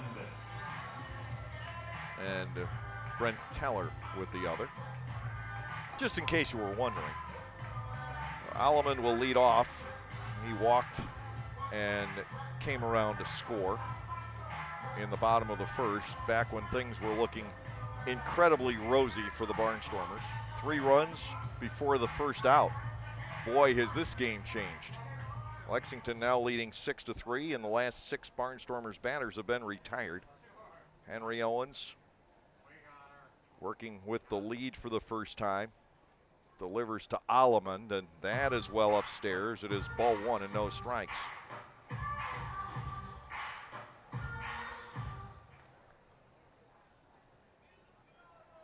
De Sabatino threw 69 pitches. That was the 47th for Owens. 1-0, badly outside and high. 2 balls and no strikes, and Henry Owens appears out of sync as we start off the bottom half of the 3rd inning. He has missed pretty badly with his first 2 tosses. Wind has picked up a little bit, blowing out toward right field. Here's the 2-0. Allemond behind a fastball. He swings and misses, and now the count is 2-1.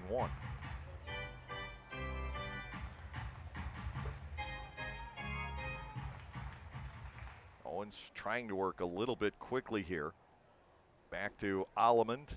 It's onto the inside corner, a second strike, and Blake bats at 2-2.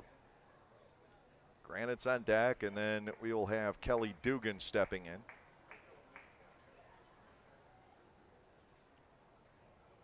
Two balls, 2 strikes, swing and a miss. That was up and away. 4th strikeout tonight for Owens. He is the league leader. That is his 85th of the season.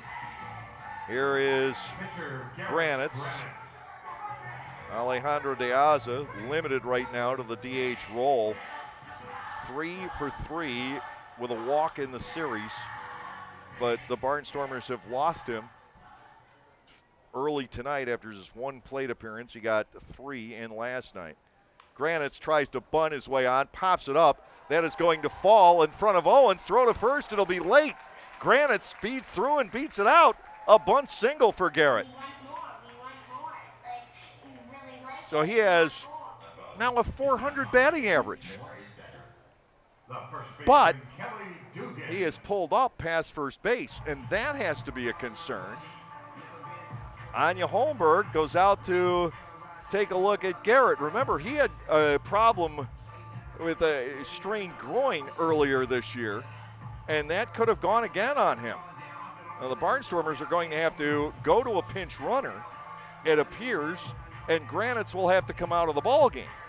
So this is the other downside, although it's the first time we've had to actually see this happen, of the double hook rule.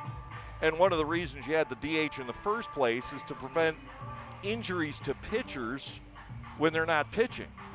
Granite's hustled down the line on that popped up bunt, and you know, as a pitcher, he's not necessarily used to those bursts of speed, and it looks like he's going to have to come out of the game, which forces the Barnstormers to go back to a bench which is already slightly thinned out.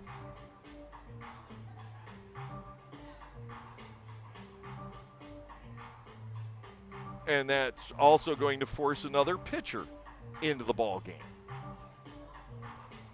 It wasn't the prettiest of bunts, but it was effective. It fell in front of Owens, charging off the mound, and by the time he could pick it up and fire to first, Granites was across with the base hit. But at what cost? Now Garrett has to leave. Dugan will come to the plate. He singled in 2 runs back in the first inning. And Ross Peoples is out with his lineup card. This creates a mess for Ross.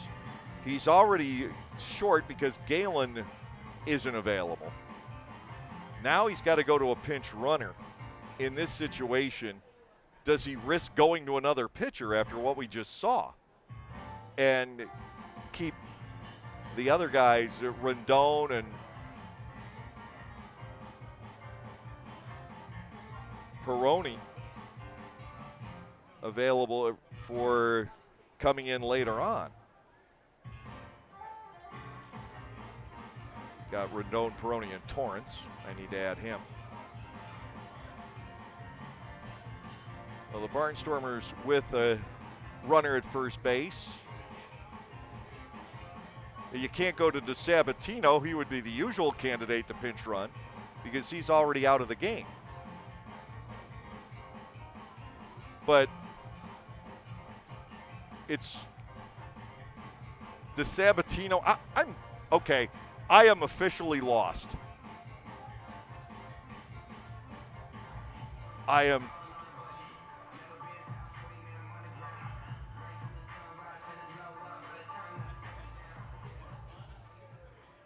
So anyway, one out, a runner at first base, and here is Dugan. Swing and a miss, and it's one strike to Kelly.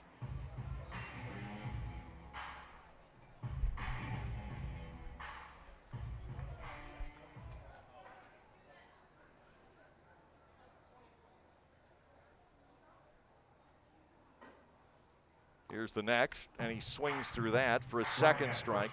It is 0-2. So it's Tommy Shirley running at first base. Sure looked like 34. So it's Tommy running at first base. I was going to say, this season driving me crazy. I wasn't the only person who thought I saw 34 up here. Fouled off, and still 2 strikes. One out. Shirley is the pinch runner. Ross almost had to go that route.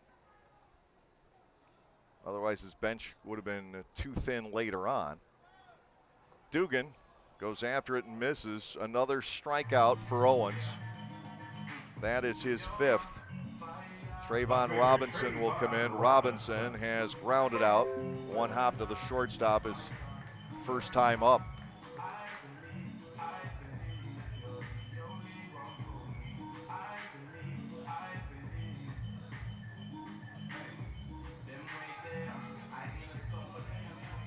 Tommy Shirley, the runner at first base. 2 outs. Owens to Robinson. That is a strike to the outside corner. It's 0-1.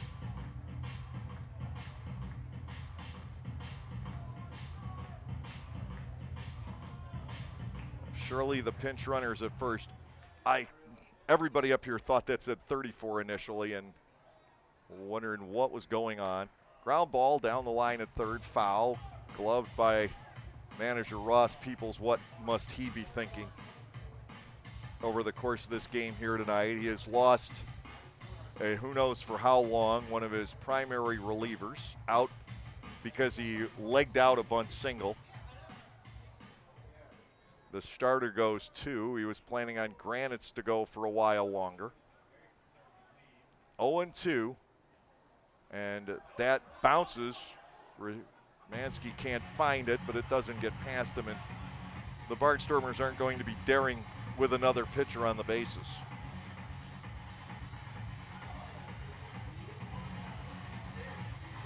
One ball, 2 strikes, the count to Trayvon Robinson.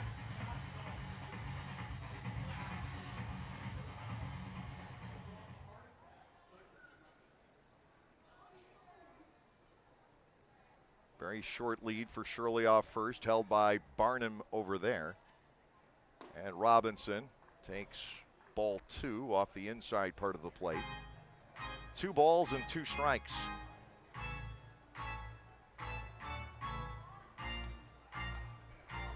Doesn't look like we're going to get tonight's game in 3 hours either. 2-2.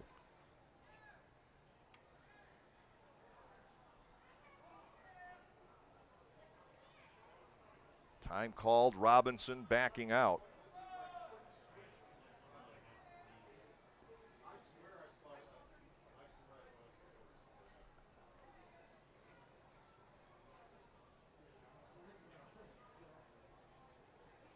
Here's a 2-2. Robinson with a fly ball, right center field, hit fairly well. It's playable though. Hawkins back to the track to make the catch. No runs on a hit, no errors, and 1 left at the end of 3, 6-3 in favor of Lexington. If you want a t-shirt, let's hear you. Not if you're behind the netting. You can enjoy a night at the ballpark and help out the United Way of Lancaster County.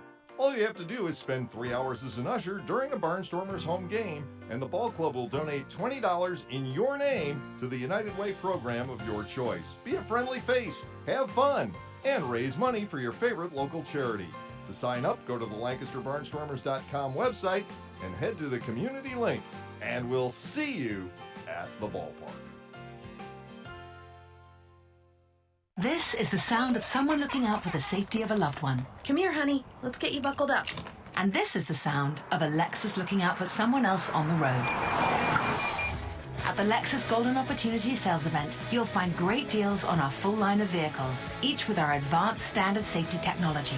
But hurry, the sale ends September 7th. Experience amazing at your Lexus dealer. Pre-collision system with pedestrian detection is not a substitute for safe and attentive driving practices. See owner's manual for additional limitations and details.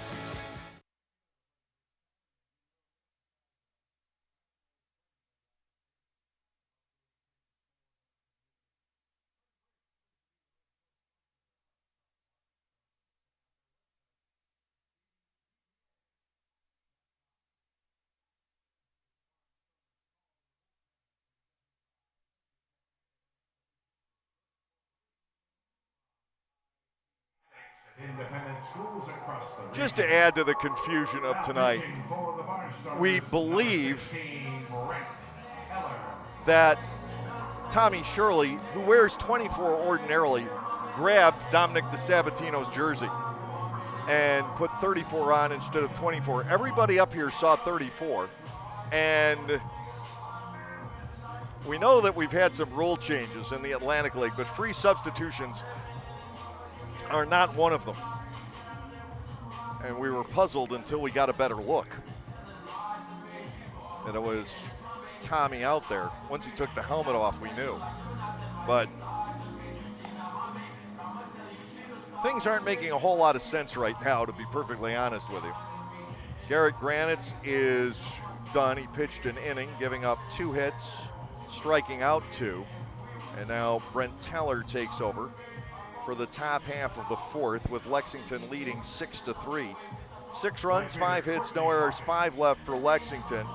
And the Barnstormers have 3 runs on 3 hits with no errors, 2 runners left on base. Courtney Hawkins getting ready to lead off against Teller. Hawkins tonight has walked and he has struck out so far in the game. We are 3 innings in, and we have logged more than an hour and a half of playing time. 6-3 Lexington. The Barnstormers are on their 3rd pitcher of the game. Teller 2-0 in 13 prior appearances.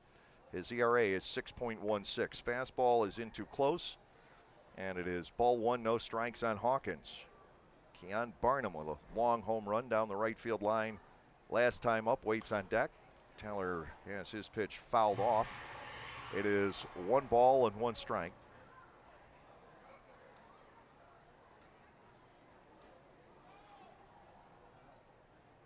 Alleman cheating toward the middle here.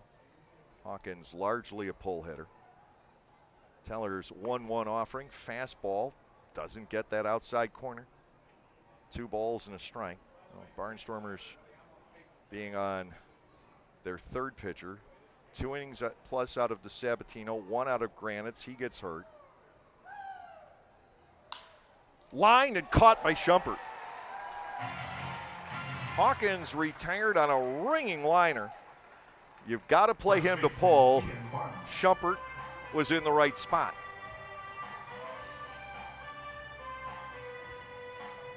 Lucky that one didn't knock his glove off. Here's Barnum, who is fly to right and homered, and after everybody moves left against Hawkins, everybody now moves right against the pull-hitting first baseman Barnum.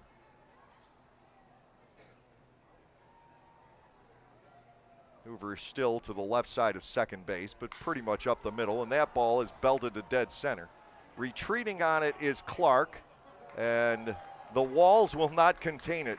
That is over the batter's eye in straightaway center. Barnum with his 2nd multi-homer game here at Clipper Magazine Stadium on the season. And it's now 7-3. I mean, that ball carried 400 and then some. Clark didn't even go all the way back to the batter's eye. Long home run for Barnum, and the designated hitter Jose Briseño will come to the plate. He has walked twice and scored twice. Lexington 7, the Barnstormers 3, top half of the fourth inning.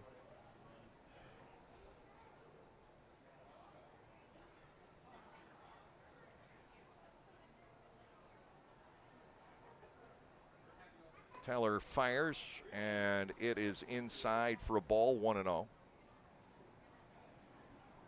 6 hits for the Legends in the game, including 2 homers and the Clay Camp multi-run double.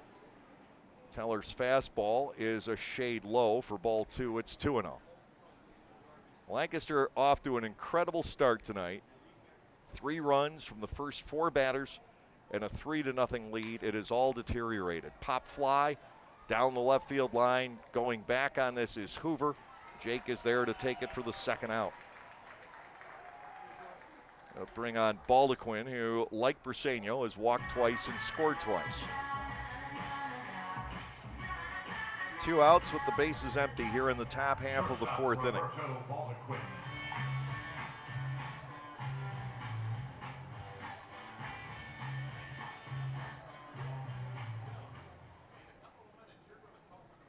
Defense basically straight away here to Baldequin. Teller is off the outside corner. It's 1-0. Brent has been touched for some home runs. That is the 4th he's allowed in slightly under 20 innings of work. But again, young, great arm, room to grow. Ball 2, below the knees, 2 balls and nothing.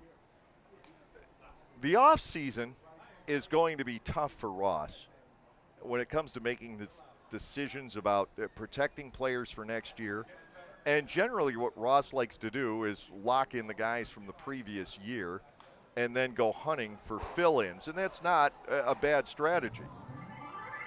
But going in, you don't know whether there will be a lot of available players going into next year or if there are going to be very few. So if there are going to be a lot of pitchers out there with AAA and Major League experience, obviously you've got to get quite a few of those. And then you've got to make very careful decisions about these younger guys that have come in here and battled, and they're part of this club, and they've done the best they can under the circumstances. 2 balls and 2 strikes. Teller to Baldequin. That's a fastball low, 3-2.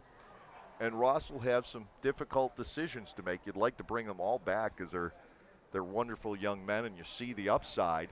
But if there are a lot of available AAA Major League pitchers around next spring, that's the direction you've got to go. That's sizzled past third, and Baldequin will race for second.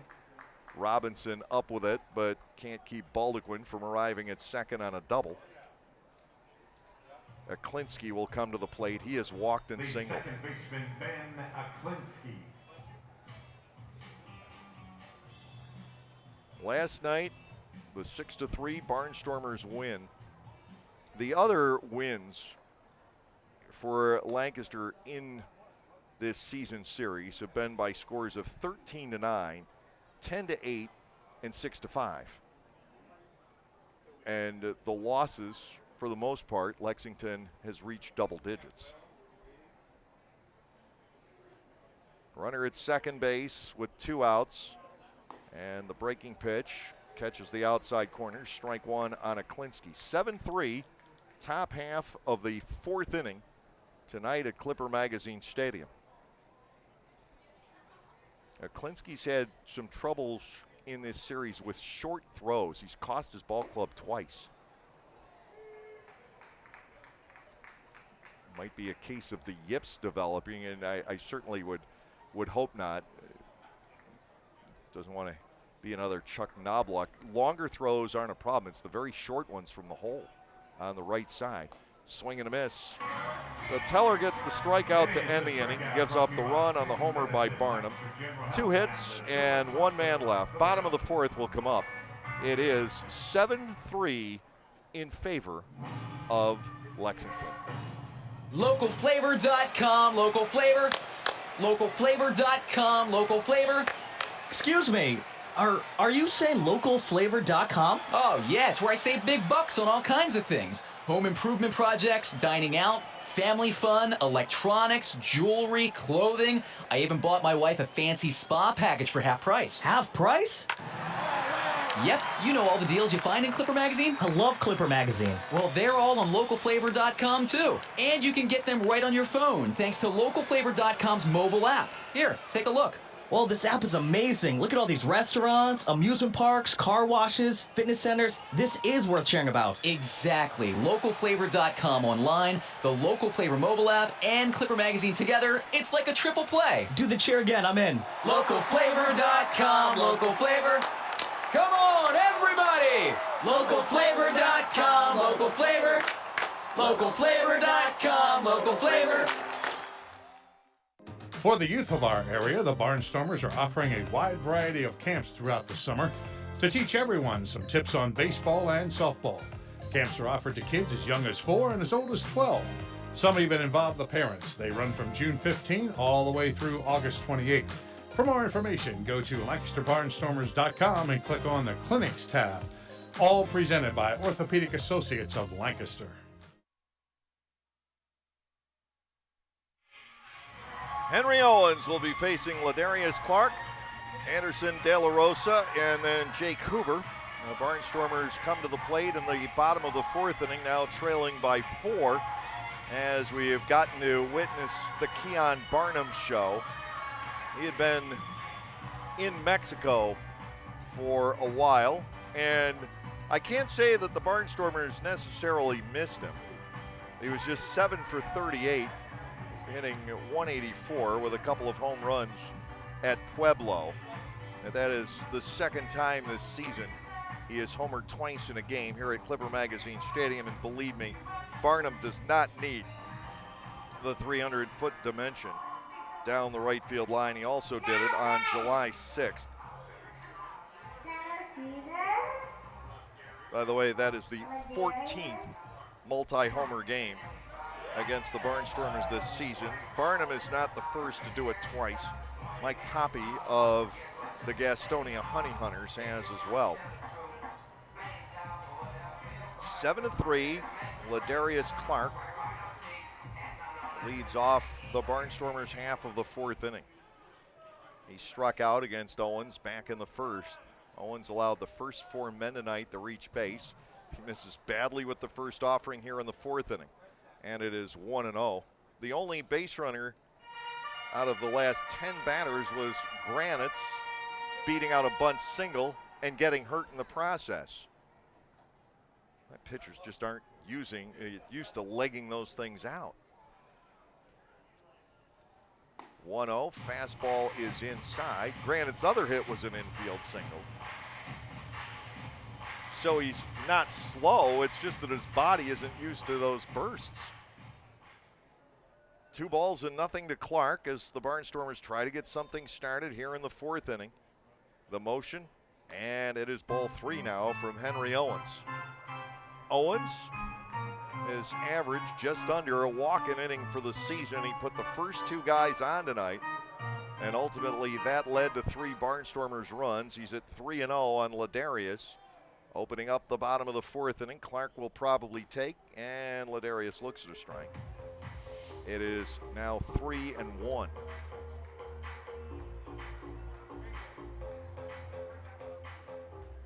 Seven to 3 the score. Owens is ready. 3-1 pitch is popped up on the right side. Owens able to come back and get the out as Barnum makes the grab. 1 gone here in the bottom of the 4th. Anderson De La Rosa will step in. De La Rosa out on a sharp grounder to 3rd back in the 1st inning. Sam Claycamp guarded the line well, keeping De La Rosa from an extra base hit. Owens after a very shaky start, has settled down to retire now 10 of 11. He has the 4-run lead. The Barnstormers always capable of a late inning explosion.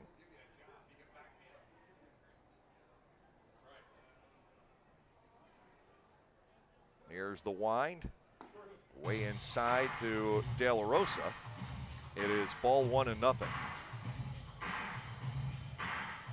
We've seen 16 grand slams this year. As I said, that's the 14th multiple homer game against the Barnstormers. Our club has 7 of those. Called strike, and De La Rosa bats at 1-1. Blake Galen against Long Island just last week was the last one. They hadn't given up one since Giardina in that same game. Before that, Jack Kenley from York. De La Rosa batting at a ball and a strike. Owens missing high and outside. One thing about Henry Owens, when he misses, he misses. There's no in between. He's either in the zone or out of it by plenty.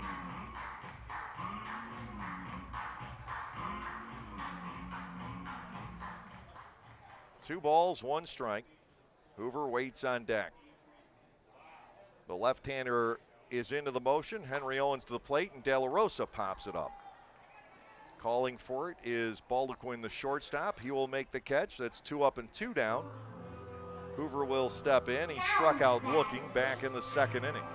Shortstop, Jake Hoover.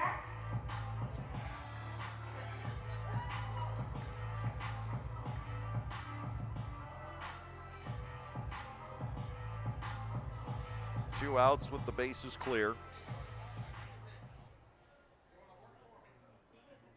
Barnstormers got off to quite the beginning tonight. They weren't able to continue it. Now Hoover swings and misses. Owens has turned his night around. He is pitching probably as well as any opposing pitcher has this entire season, or at least right up there with the Blake Bivens or Mike Devines from Southern Maryland, a couple of the shutouts we've seen, or A.J. Merkel from Gastonia. Outside, it is a ball, 1-1.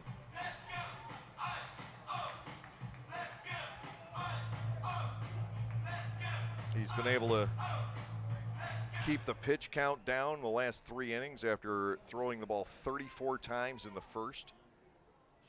1-1. Hoover lets that go. Ball 2 is outside. 2 balls and a strike. 6-6 lefty. He gave up the 6th last home run hit by Alex Rodriguez. Owens gave up number 691 in a game on April 29, 2016. Fouled to the screen. 2 balls and 2 strikes. I mean, if you're going to give something like that up, you just as soon it be the guy's last, because you'll etch your place in history, or give up number 700, which never happened for A-Rod. 2-2. And a Hoover, high and outside for a full count. 3 balls, 2 strikes to Jake, the Michigan native.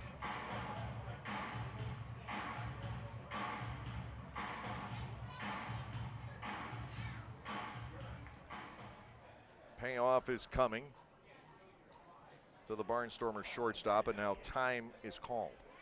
Lancaster with 3 hits tonight. Deaza 1, Dugan 1. Kelly, by the way, with that 2-run single in the first, extended his RBI streak to 9 games and his hitting streak to 11.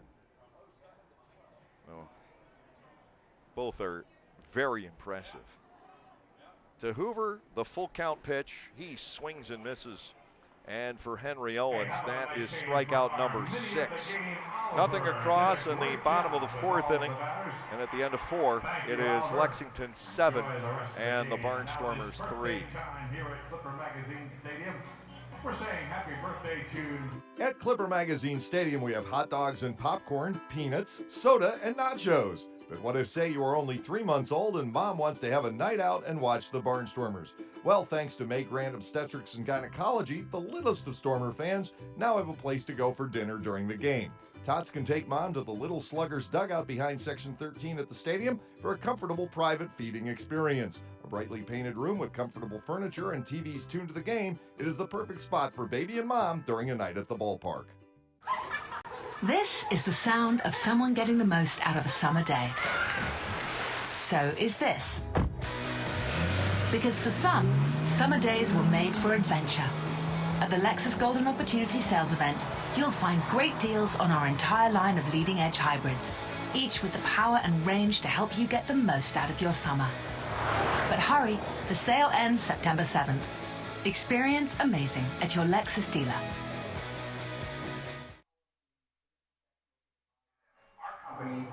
Offers business owners assistance. Brent Teller stays out for a second inning. He gave up 2 hits and a run in the 4th. Now facing Romanski, Claycamp, and Pugh as we head into the top of inning 5. We're here to help them plan for and realize their desired outcome. Tomorrow night, West Virginia coming in. Eric Sekula and Niall Ball will take the mound at 6:30 on Willy Wonka night. We don't have Johnny Depp to bring in, I don't believe, or Jack Albertson or Gene Wilder, because both those great actors have been gone a while. Jake Romanski stepping in. He singled in 2 runs with a blooper to right back in the 2nd, and then struck out with the bases loaded in the 3rd inning as Garrett Granitz worked very hard to get out of that inning without having Lexington put the game away. Romanski, the first out, is the 2nd batter that Garrett faced, and then Claycamp got to him for the double, driving in 2. Fouled off by Romanski. It is 0-1. 7-3, Lexington in charge here in the 5th inning. The Barnstormers have gone very flat against Owens, but we certainly discovered the other night that late inning explosions for this Lancaster team are not out of the question. 0-1 to Romanski. Teller to the plate, fouled away. And that is a 2nd strike. It is 0-2. Top half of inning 5.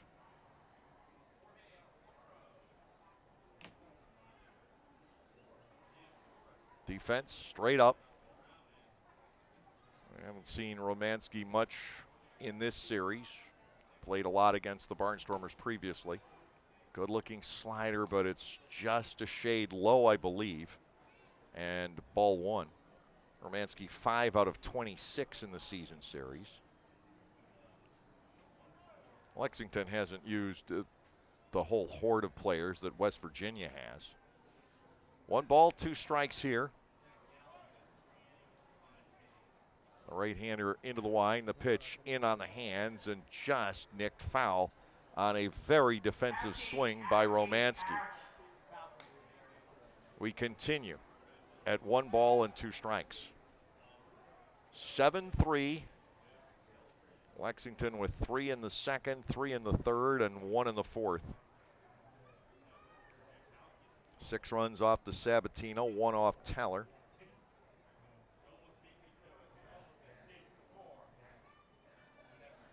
Teller working very deliberately here, getting the sign from Anderson De La Rosa. Here is the 1-2 breaking ball. Again, defensive swing, is able to fend it off.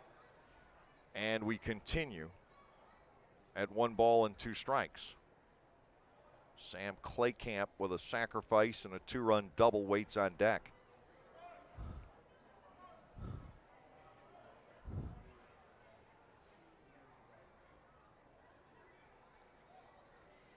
Teller kicks, fires, popped up. De La Rosa does not have a play here. Still 1-2. When he made the catch against Pugh in the 3rd inning, I don't think he had a foot left before the mesh.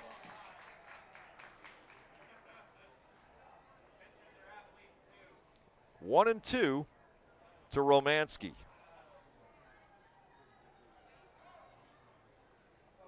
A lot of room for him up the middle. Teller would have to guard anything hit straight back. Breaking ball, and this is taken to right. Gindel in his tracks makes the catch. Romanski is gone on a line drive to right field on the 7th pitch of his at-bat. Here is Clay Camp. Drove the ball to the right side, knocking in 2 back in the 3rd inning after laying down a nice bunt in the 2nd.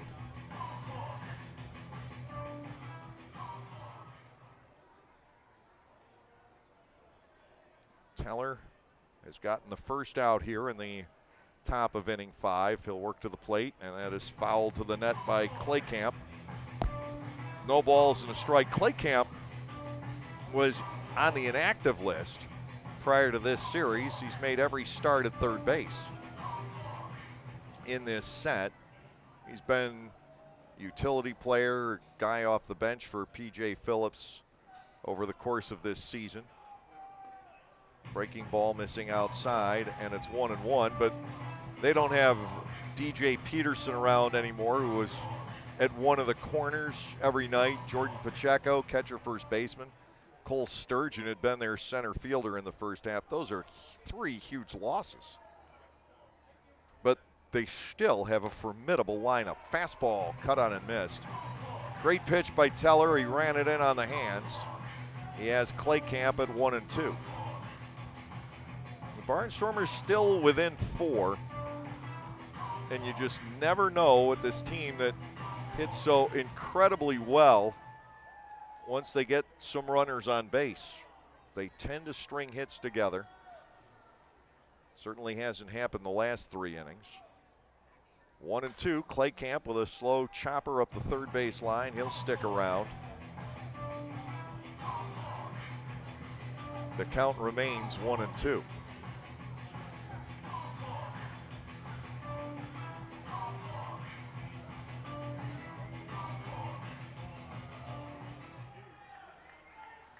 One out with a 1-2 count. Breaking ball, just missing. Claycamp is alive at 2-2.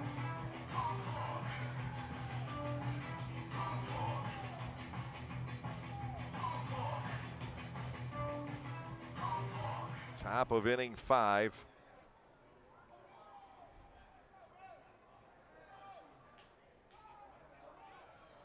And time is called. The next pitch takes too long to come to the plate. One of the other reasons that Claycamp has been in every game this series is that Chris Fornacci is inactive.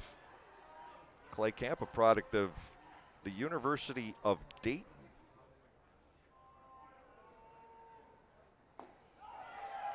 And he goes down on strikes, which means pulled pork. Round of pulled pork for everybody, not everybody, but one section anyhow. 2 outs, and Tillman Pugh will come to the plate. So what do we have around the league? We've got pancakes in Charleston. We've got mott sticks in York. The pulled pork here. You can make an entire meal out of this going around the Atlantic League. Does somebody have like a nice garden salad to give away? I'm not sure how well that would fly at a ballpark. Besides, could you imagine the chant, Caesar, Caesar, or veggies, veggies. It just doesn't fly. Pulled pork, mott sticks, they fit better in the atmosphere. 0-1 on Pugh, ground ball slowly hit and foul. Couple of strikes to Pugh. 2 outs, nobody aboard, top half of the 5th inning.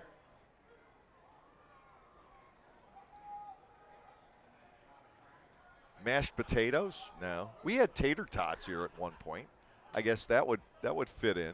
We have pulled pork, tater tots, mott sticks. And we also at one point had the Wendy's frozen dessert. Strike 3 call.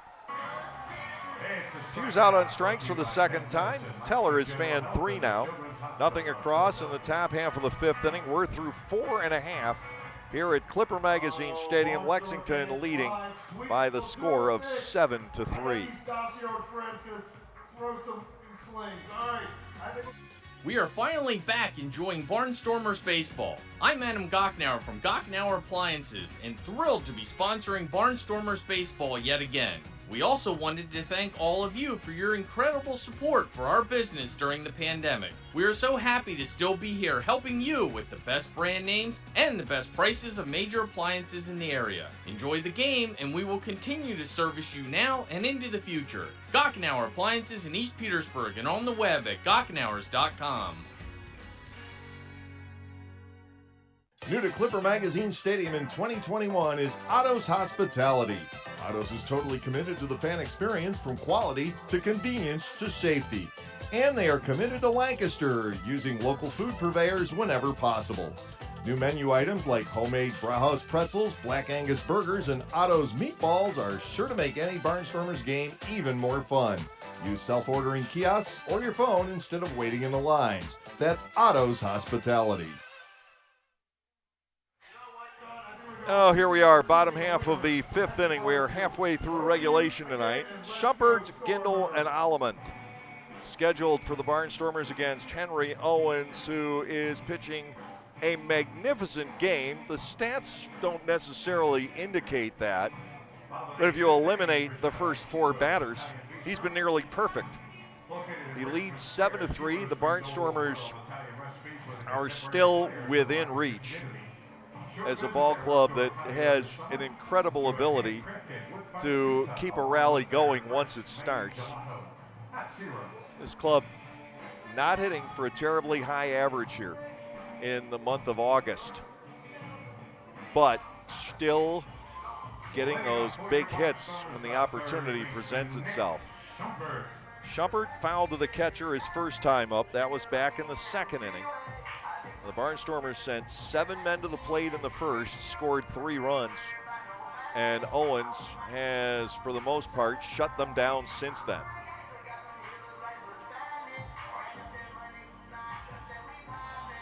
Defense is straight away.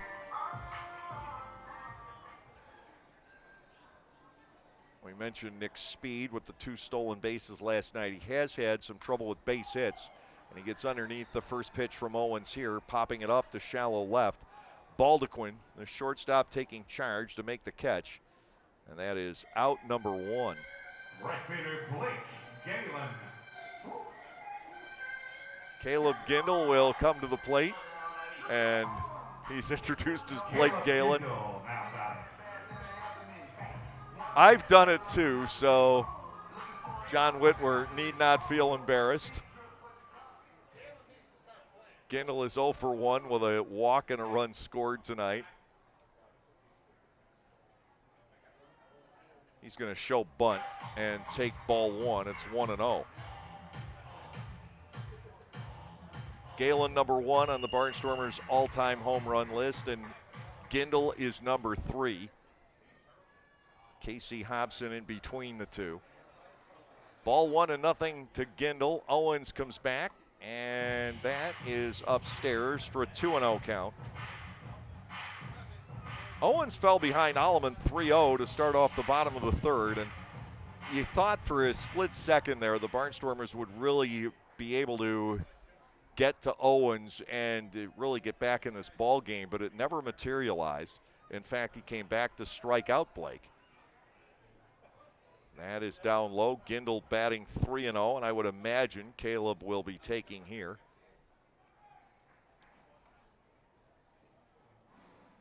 And after these first 2, you have the pitcher spot.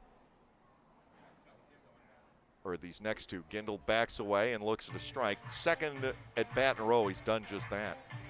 3-1 now.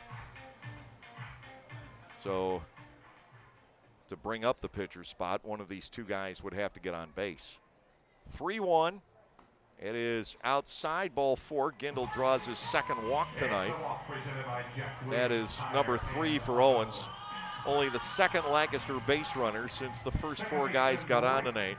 Blake Alleman will step in. He has walked and struck out, just like Gindel had coming into this inning. Teller is out there with a bat in hand. As I said, the Barnstormers have Rendon, and they have Peroni, and they have Torrance available for use later on.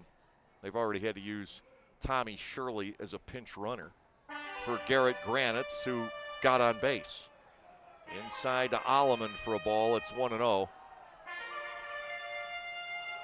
Does Ross make a change if Alleman gets on base too? That's a question to contemplate. Here comes the 1-0.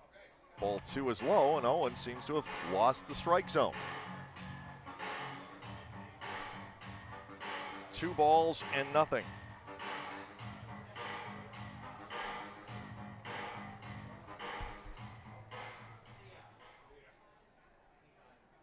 Gindel has seemingly no interest in running here. He generally doesn't like to take off. He's not a base stealer.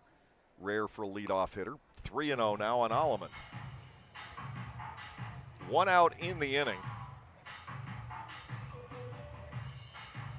Shumpert popped up the first pitch, and Owens is now missed with 7 out of the last 8.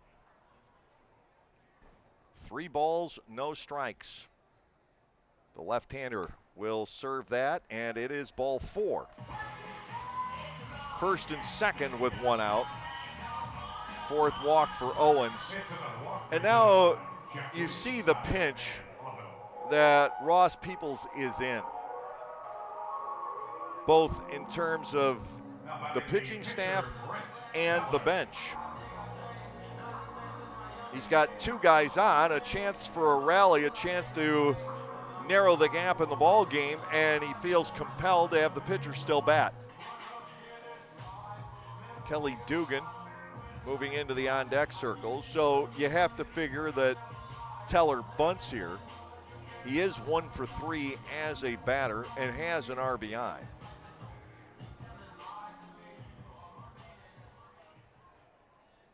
Claycamp will guard against the bunt over at third. Barnum works his way around Alleman and to the edge of the infield grass on the first base side. Teller squares and takes a ball up. It is 1-0. Now if Teller should happen to get on base, you have Dugan looking at coming up with the bases loaded, and we've given you the numbers. Right-hander starting to throw in the bullpen for the Legends. Owens 2 outs from being eligible for a win. Teller pulls away and looks at a strike. It is 1-1, and I'm sure they would like to get Owens through this 5th inning.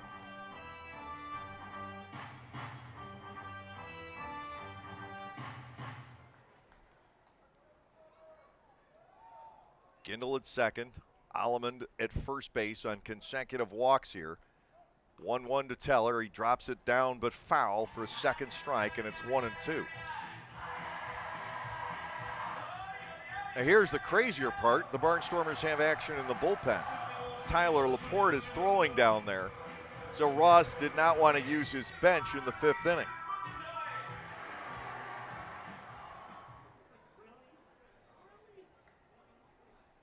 One ball, 2 strikes on the pitcher Teller. Owens is ready. Teller squares around again. He gets ball 2 inside and low.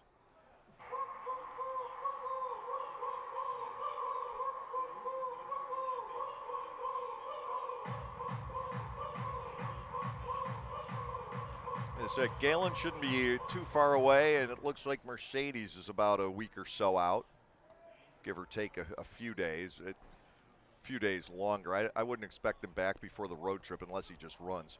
Ball 3 is low. Romanski either didn't know where it was or was putting on a great acting job. Full count on Brent Teller with Gindel and Alleman already aboard here in the 5th inning. Owens has walked 4 and given up only 3 hits. That's almost the standard MO. He had walked more than he'd allowed hits coming in. Teller squares again, the 3-2. He walks him high and outside, and Dugan will bat with the bases loaded.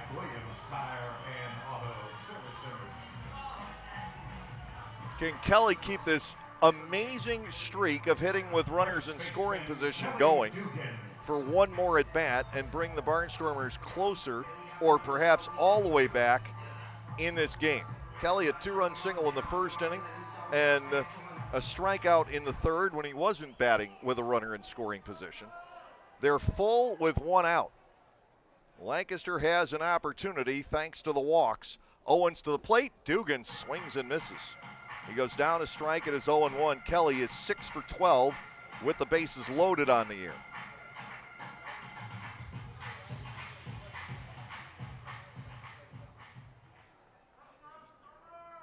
Trayvon Robinson waiting on deck. The bases loaded with one out in the bottom of the fifth. To Dugan, 0-1, down and away. Ball one and a strike. Lexington 7, Lancaster 3. In a ball game that has seen a dozen bases on balls, all given up by the starters. 1-1 to Kelly Dugan. The motion, the Owens pitch. That is strike 2 on the outside corner. 1-2.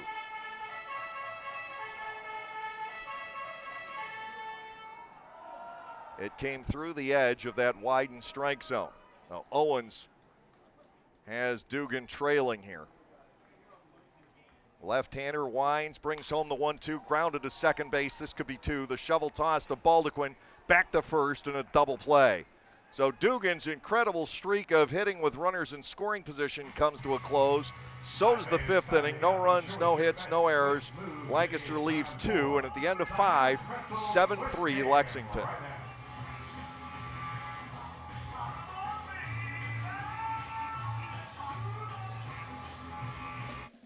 Like craft beers? Then the best place to be in Lancaster is Clipper Magazine Stadium. That's right, celebrate baseball or just a night with your friends at the Broken Bat Deck down the right field line. The Broken Bat features more than 20 local craft breweries plus product from a local winery. Food including Otto's Meatballs is sold off a pub-style menu. So get together, hang out with your friends, or make some new ones. Enjoy a night of craft beer sampling along with a Barnstormers game.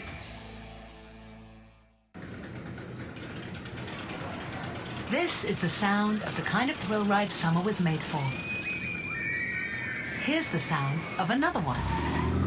At the Lexus Golden Opportunity Sales Event, you'll find great deals on our entire line of performance vehicles, including the RCF, LC, and IS. Strap in and then hold on tight. But hurry, the sale ends September 7th. Experience amazing at your Lexus dealer.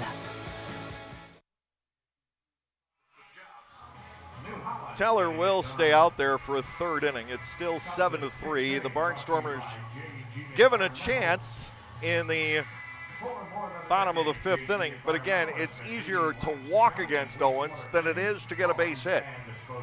That has been the case the entire season.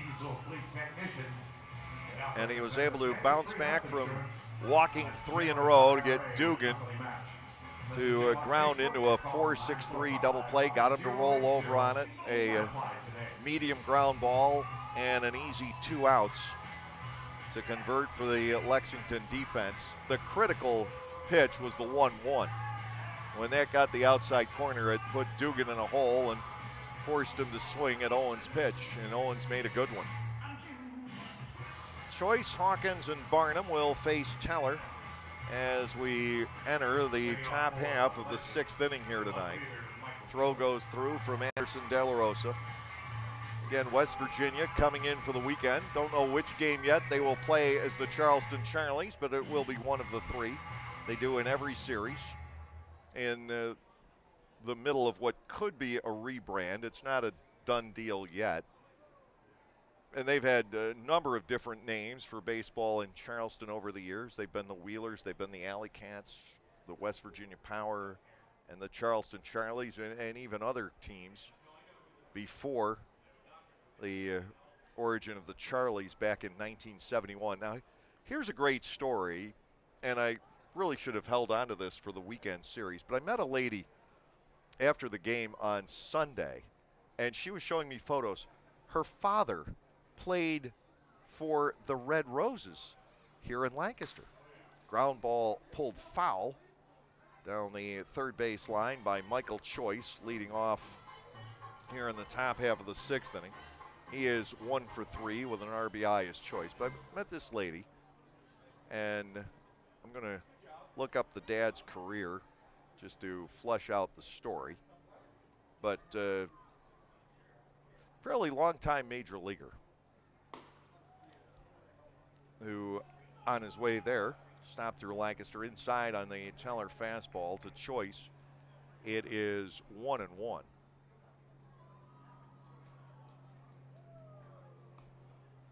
Inside on the breaking ball. Choice is up there at 2 balls and 1 strike.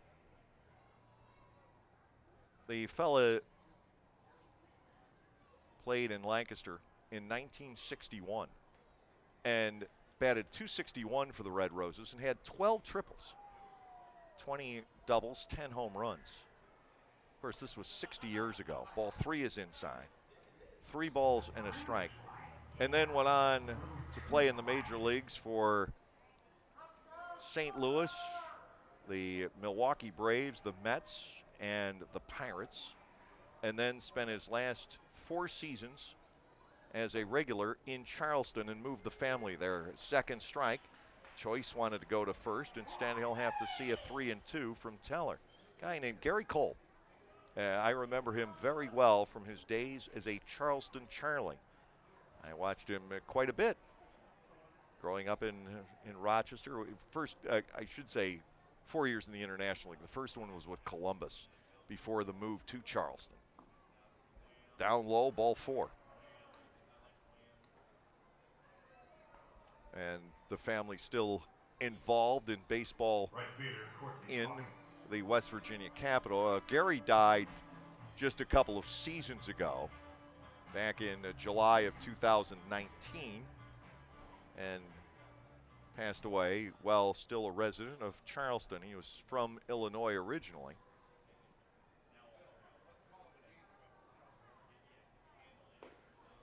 Breaking ball spins outside to Hawkins for ball 1. Well, that was the first walk given up by the Barnstormers bullpen. 8 for the ball game on the Lancaster pitching side and 13 walks total. There have been 10 hits. Our score is 7-3 Lexington. Hawkins has walked, struck out, and lined to third. Teller deals down and away, and it's 2 balls and no strikes. Again, he had a long at bat. He had to run the bases, and it seems to be getting the pitchers out of rhythm. Starting pitchers, I guess, in the National League get used to being on the bases. These relievers, they do it so infrequently, and it just seems to disrupt everything whenever they get on. Choice leads off first base, 2-0 to Hawkins.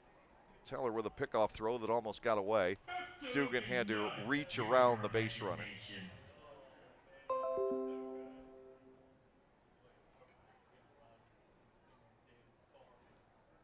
Two balls and nothing. High fly ball center field again. Clark going back. Clark still going back. He's able to draw a bead and pull this one in. Hawkins is retired. Choice ducking back into first.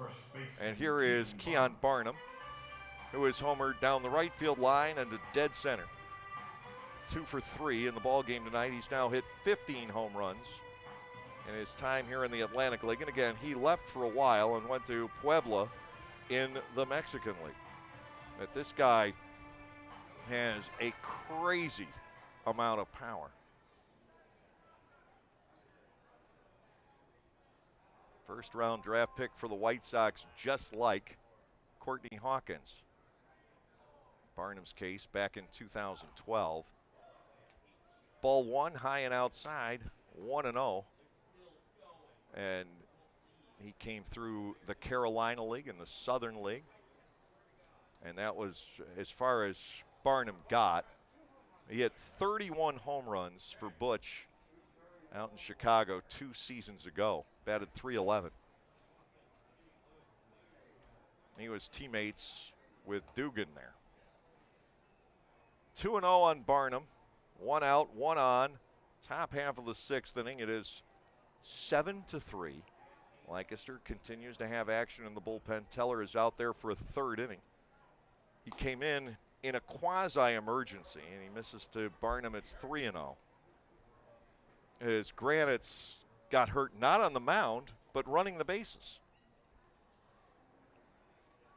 It appeared to be a pulled muscle. I would imagine that's exactly what it was. 3-0 pitch. Teller lands it on the outside corner, so we go to 3-1 against Barnum, who is a good size, 6'5", 225-pounder out of Tampa, Florida, which has always been a baseball hotbed.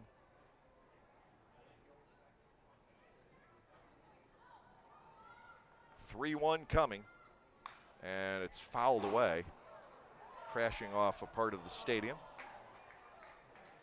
3 balls, 2 strikes to Barnum.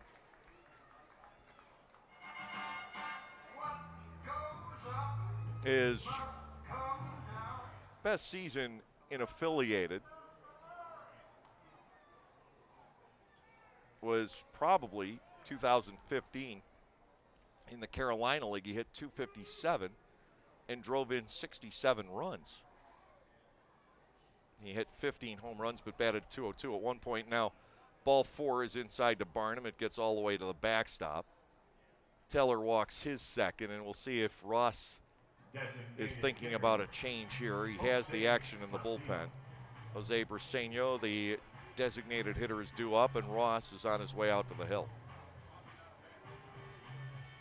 The Barnstormers are still in this game. It doesn't have that feel to it, but neither did Tuesday night's game.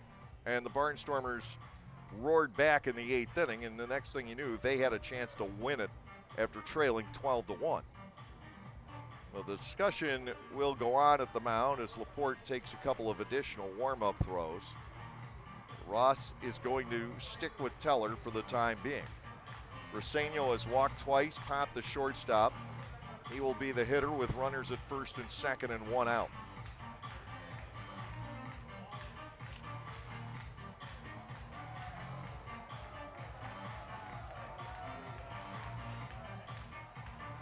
Walks given up to Choice and Barnum around a deep fly out by Hawkins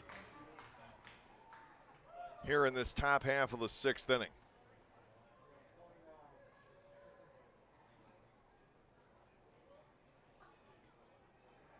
Infield, and it seems like I've said this all night, set up looking to turn 2. The Barnstormers have gotten 1 swinging ground ball out in the entire game. Popped up and no play. Not sure it was hit high enough for De La Rosa even to get there, but it got to the seats. Briseño loses that bat, and he'll have to trudge back to the dugout, and that's about the pace at which he is operating. Trudge. I can't think of a more appropriate verb. And back he comes with a new bat in hand. This is trudging weather. 96-degree heat index the last I looked. Briseño bats at 0-1 here. 1st and 2nd with 1 man gone. Teller with a breaking ball. That dissects the zone, and very quickly he's head of the DH at 0-2. We had talked about the possibility of rain later on. That seems to be dissipating. The line of storms that had formed out to our west is breaking up as we go. No balls, 2 strikes on Briseño. Teller back and slips it off the outside corner. Ball 1 and 2 strikes. They're getting hit up around State College or between State College and Altoona. The line of storms up that way. Doesn't look like they're headed here. So we are good to go. 1 and 2 on Briseño. Here is the set, the pitch. That is wrapped off the foot of Teller, off the foot of Alleman to Hoover and to Dugan for a double play. Let's play soccer here at Clipper Magazine Stadium. Why don't we?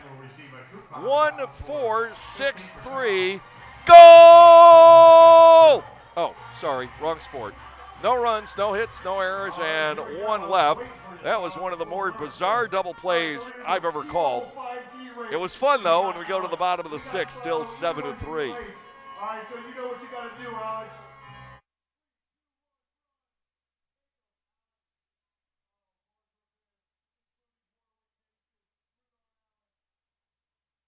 Hey, $2 bill here, aka the rare one.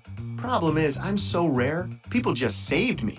But thanks to the new Cash Vibe with quick cash from the PA Lottery, I'm back in business. For just $2, you can get bigger jackpots starting at 150 grand. Plus quick cash, a chance to instantly win $2 or $6. Haha, it's good to be wanted. Play Cash 5 with Quick Cash from the Pennsylvania Lottery. Must be 18 or older. Please play responsibly. Benefits older Pennsylvanians every day.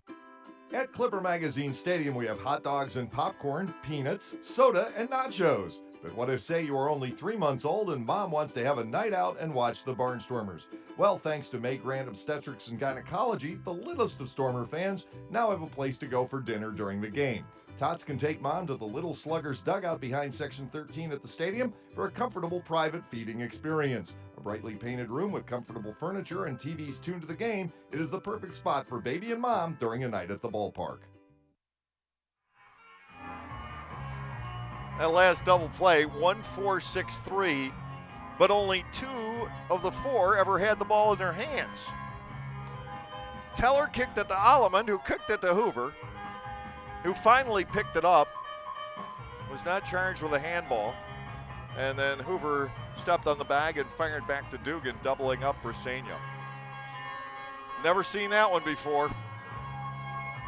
A 2-kick double play. Bottom of the 6th, and the new pitcher for the Lexington Legends. It is Jeff Thompson on the hill. Henry Owens went 5 Henry Owens-esque innings tonight. He walked 5, struck out 6, gave up 3 hits and 3 runs. That is so standard for his season. It's just right on target with all of those numbers. And now Thompson takes over for the 6th inning. He has had one nightmare of an appearance here at Clipper Magazine Stadium, giving up 8 runs in the bottom of the 8th one night. 2-1 overall with an 8.18 earned run average. Trayvon Robinson leads off against him, and the first pitch curls back to the outside corner. It's 0-1. Robinson, Clark, and De La Rosa are the scheduled hitters. The Barnstormers trailing by 4. Still some time left. To Robinson, and strike 2 on the inside corner.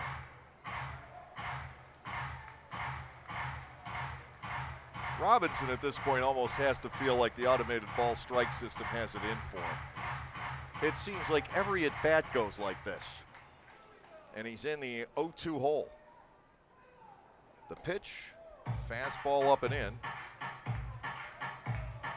Ball 1, 2 strikes the count.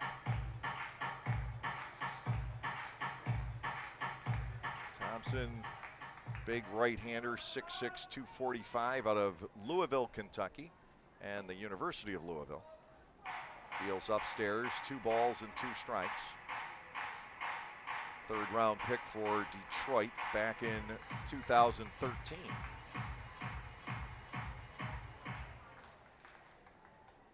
Robinson has drawn even at 2 balls and 2 strikes. Robinson brings it home. Fastball is high, and it's a full count. Robinson trying to get on base, trying to get something going for the Barnstormers, who have only a bunt single since the first out picked up by Henry Owens. He gave up 3 runs on the first 4 batters, 2 walks, 2 singles. Lancaster since then on the hit side with just Garrett Granitz's bunt base hit. Here's the payoff to Trayvon, swing and a miss. He is gone on strikes. 7th strikeout for Lexington tonight. 1 out. Ladarius Clark will come to the plate. He is 0 for 2. He has struck out and popped out.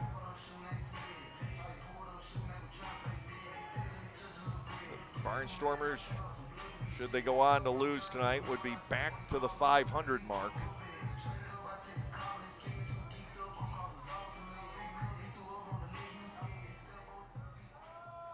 One out, Clark stands in. Strikeout victim back in the first. We'll look at a ball here from Thompson. It is 1-0. Next offering, good looking breaking ball, gets to the inside corner for a called strike. And it is 1 ball and 1 strike. Kick, the pitch, another breaking ball, and Clark now trails 1-2.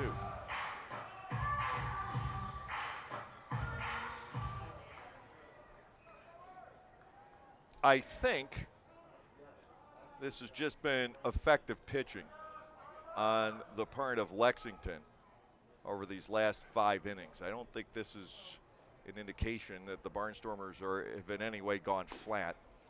2-2. They've made some great pitches, and we use that term effectively wild, and that defines Owens. But realistically, that's defined Henry Owens this entire season. 2-2. Slider, and that's strike 3 on the outside corner. Clark goes down looking. 8 strikeouts now for Lexington pitching, and De La Rosa will step in. He is 0 for 2. I mean, they are just working the edges to perfection right now. Owens did, Thompson is.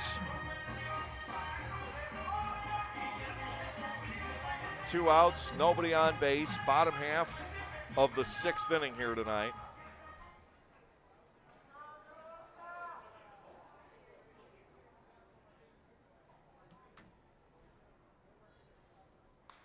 Fastball met and fouled to the screen. De La Rosa trails 0-1.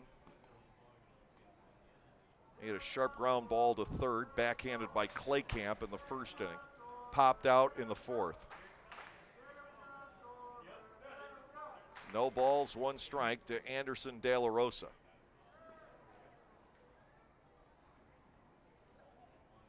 Thompson brings it home. Misses outside. It is 1-1. Jake Hoover, the on-deck hitter for the Barnstormers.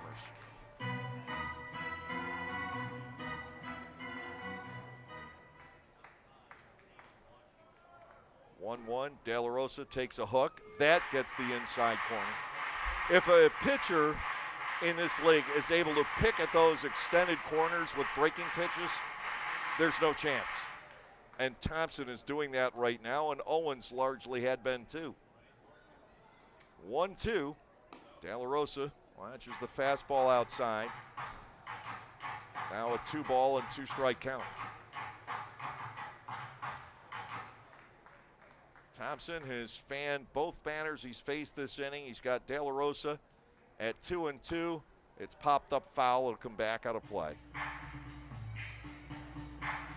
2 balls, 2 strikes, the continuing count.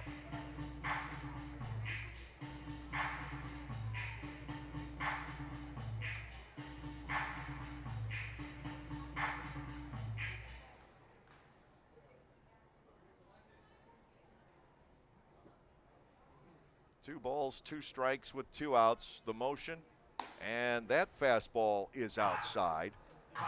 It goes to 3-2. Now, Owens and Thompson haven't necessarily been economical. Owens threw 96 pitches in 5 innings, and Thompson is up to 17 here in the 6th.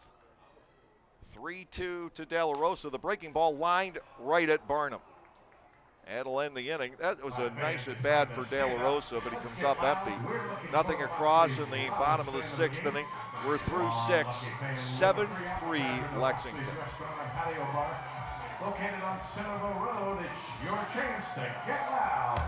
When everyone has a different craving, Wickerman's Meals to Go has it all. All right now, all in one delivery.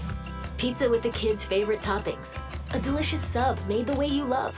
Fresh sushi for the whole group, and so much more. It's how busy people get busy eating the meals they love. Order on the Meals to Go app or at mealstogo.com to make everyone happy. Wegmans Meals to Go. All your favorite meals all in one delivery. Like craft beers? Then the best place to be in Lancaster is Clipper Magazine Stadium. That's right, celebrate baseball or just a night with your friends at the Broken Bat Deck down the right field line. The Broken Bat features more than 20 local craft breweries, plus product from a local winery. Food including Otto's Meatballs is sold off a pub-style menu. So get together, hang out with your friends, or make some new ones. Enjoy a night of craft beer sampling along with a Barnstormers game. Top half of the 7th inning, and Tyler Laporte will take over. Lexington, 7 runs, 7 hits with no errors, 7 men left on base, and the Barnstormers 3 runs on 3 hits with no errors, and Lancaster has stranded 4. Certainly can't complain about the work turned in by Brent Teller tonight. 3 innings, 2 hits and a run. He was victimized by the second Keon Barnum homer of the game. He walked 2, struck out 3, and finished off his night with that absolutely bizarre double kick, double play. 1-4-6-3. Now the Barnstormers have gone to Devon Torrance to play center, and he will bat 3rd in the lineup. Pitcher spot will go to 6.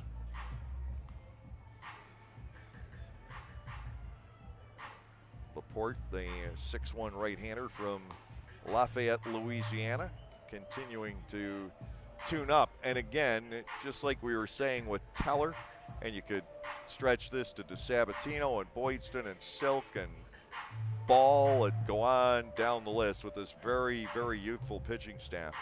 A guy that you definitely have to consider giving another look and another season, but you can't have all of them if there are veteran pitchers out there.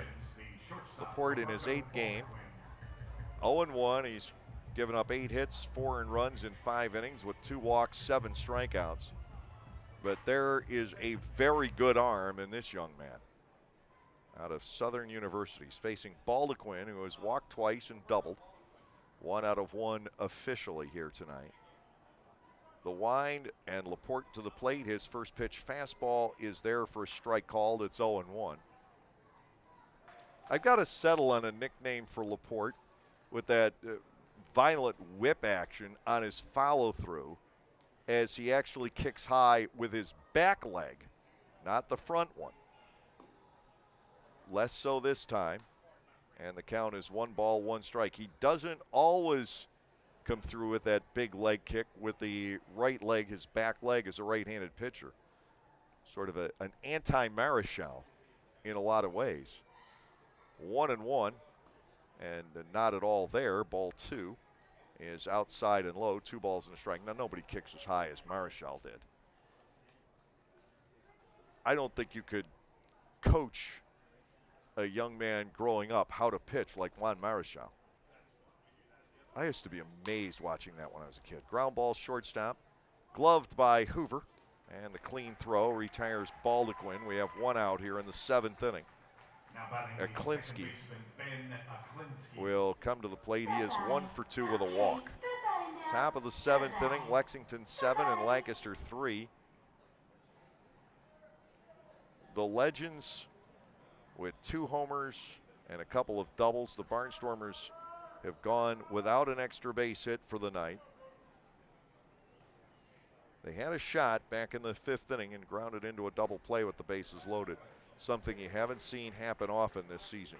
Called strike. Aklinski facing Laporte at 0-1. There's the big leg kick on the follow through, and the fastball in the zone for a 2nd strike. It's 0-2. I think it's kind of a tell for Laporte, but by the time you pick that up, it's too late. So I don't think that really matters. I think he's more prone to do it the harder he throws. 0-2, and that was a slider, and you didn't see the kick. Ball 1, 2 strikes. That one fastball clocked at 96.4, so he's a third guy that can eclipse 96, and actually fourth because I think Gann topped 96 last night as well. 1-2, met and fouled away. Definitely seems far more likely to kick around on the fastball than on the breaking pitch, but it's just, I think it's too late for that to be a giveaway. By the time you're looking for that leg kick, that fastball is going to be on you. 1 ball, 2 strikes. He hovers with the leg, the pitch. It's a slider that misses. And now Klinsky bats 2-2. Jake Romanski, the catcher, waits on deck. 1 out, nobody on. Top half of the 7th inning. Target set by De La Rosa. The pitch is wide. We go full at 3-2.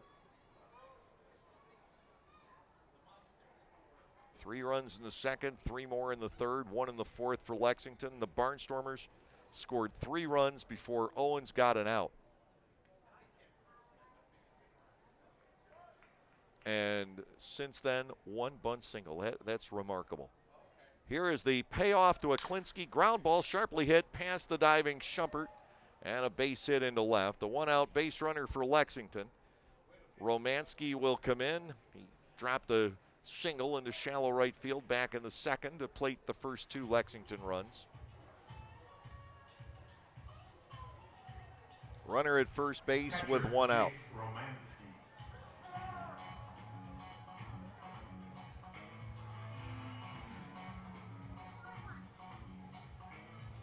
We'll see if we can turn another one of those crazy double plays.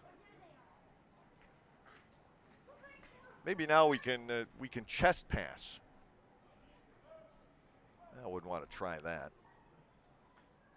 Definitely not head passing. No. Fastball is high. 1 ball and no strikes on Romanski. I think we'll have to stick with the double foot pass.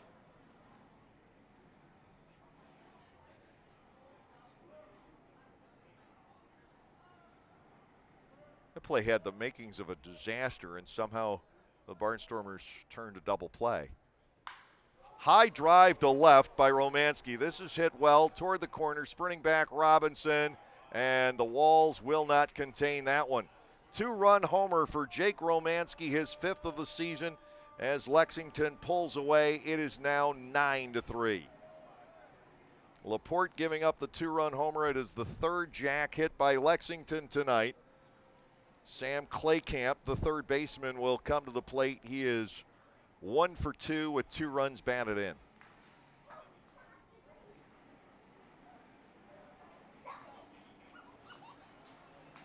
Lexington has scored 9 unanswered runs.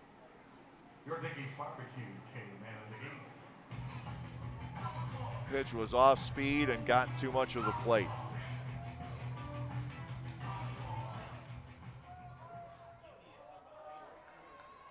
De La Rosa flashing the signal, and Laporte deals. That is a fastball for a strike. It is 0-1.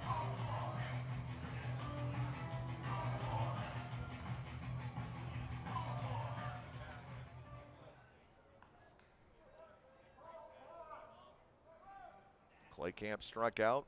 One group of fans got pulled pork earlier tonight.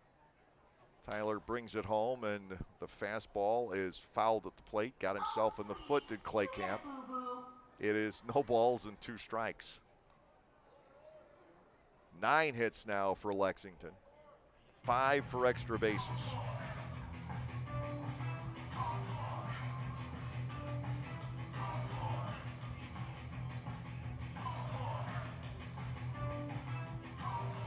The Barnstormers at some point are going to have to pull away from the 500 mark.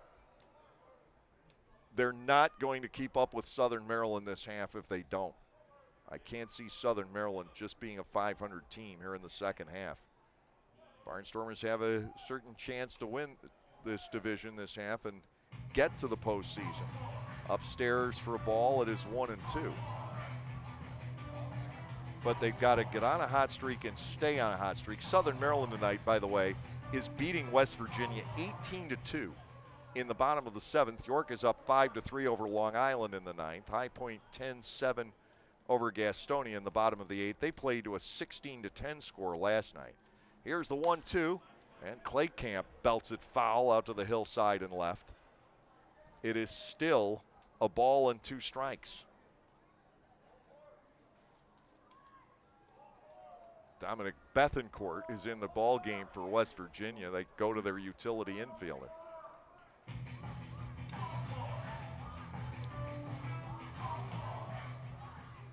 One ball, 2 strikes.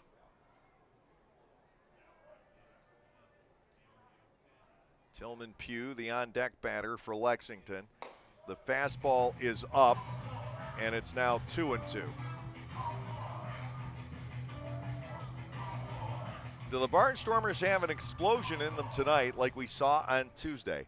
There has been zero sign of it, but there wasn't a sign of it Tuesday night either, and the next thing you knew, the Barnstormers put 9 runs up. Here's a 2-2.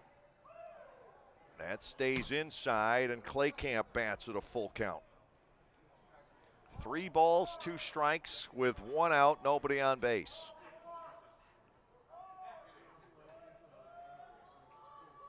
Getting to be that time of the night where you hear individual voices in the crowd. 3-2.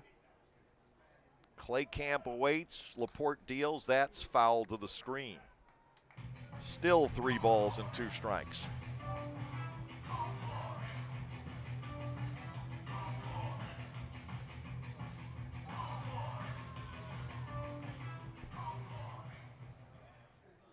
First pitch of the inning coming from Laporte.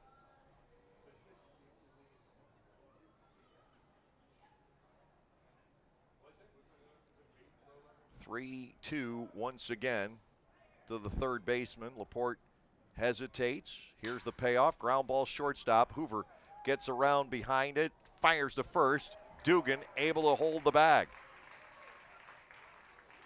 A rare off-the-money throw from Jake Hoover. And Dugan saved it. 2 outs. Tillman Pugh has given Anderson De La Rosa 3 putouts tonight. 1 foul pop-up, 2 strikeouts. He walked the other time.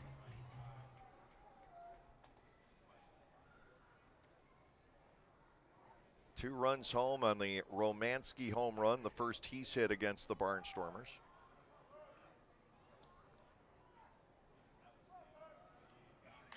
Popped up. And this one in play. Laporte directing traffic. Dugan with the catch. Well, Tyler gives up the 2-run homer. That is it. 2 hits, no errors, nobody left. We are at the stretch here at Clipper Magazine Stadium. Lexington leading the Barnstormers by the score of 9-3. Localflavor.com, local flavor. Localflavor.com, local flavor. Excuse me, are you saying localflavor.com? Oh yeah, it's where I save big bucks on all kinds of things. Home improvement projects, dining out, family fun, electronics, jewelry, clothing. I even bought my wife a fancy spa package for half price. Half price? Yep, you know all the deals you find in Clipper Magazine. I love Clipper Magazine. Well, they're all on localflavor.com too. And you can get them right on your phone thanks to localflavor.com's mobile app. Here, take a look. Well, this app is amazing. Look at all these restaurants, amusement parks, car washes, fitness centers. This is worth sharing about. Exactly. Localflavor.com online, the Local Flavor mobile app, and Clipper Magazine together. It's like a triple play. Do the cheer again. I'm in. Localflavor.com, local flavor. Come on, everybody! Localflavor.com, local flavor. Localflavor.com, local flavor.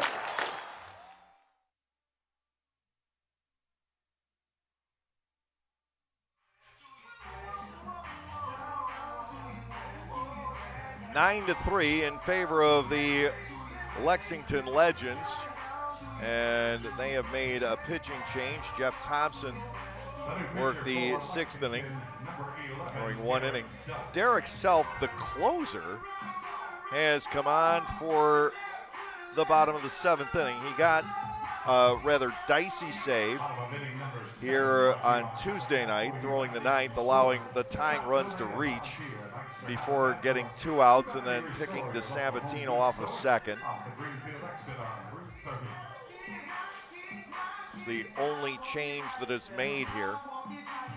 Self, 6'3", 230-pounder from Cave City, Kentucky, and 31 years of age. Jake Hoover has struck out both of his plate appearances tonight. The Barnstormers, since bolting out to the 3-0 lead in the first inning, have been in a complete funk offensively. 1 hit, 3 walks, and 8 strikeouts over the last 6 innings.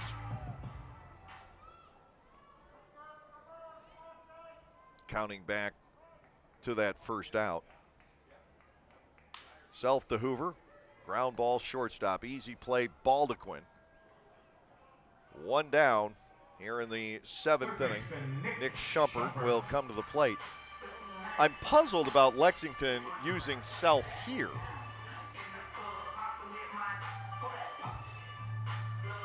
Maybe shuffling some roles in the bullpen, I don't know.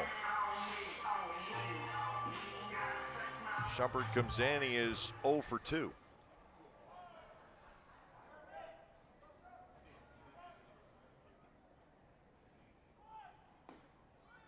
To Nick, up and in for a ball. It is 1-0.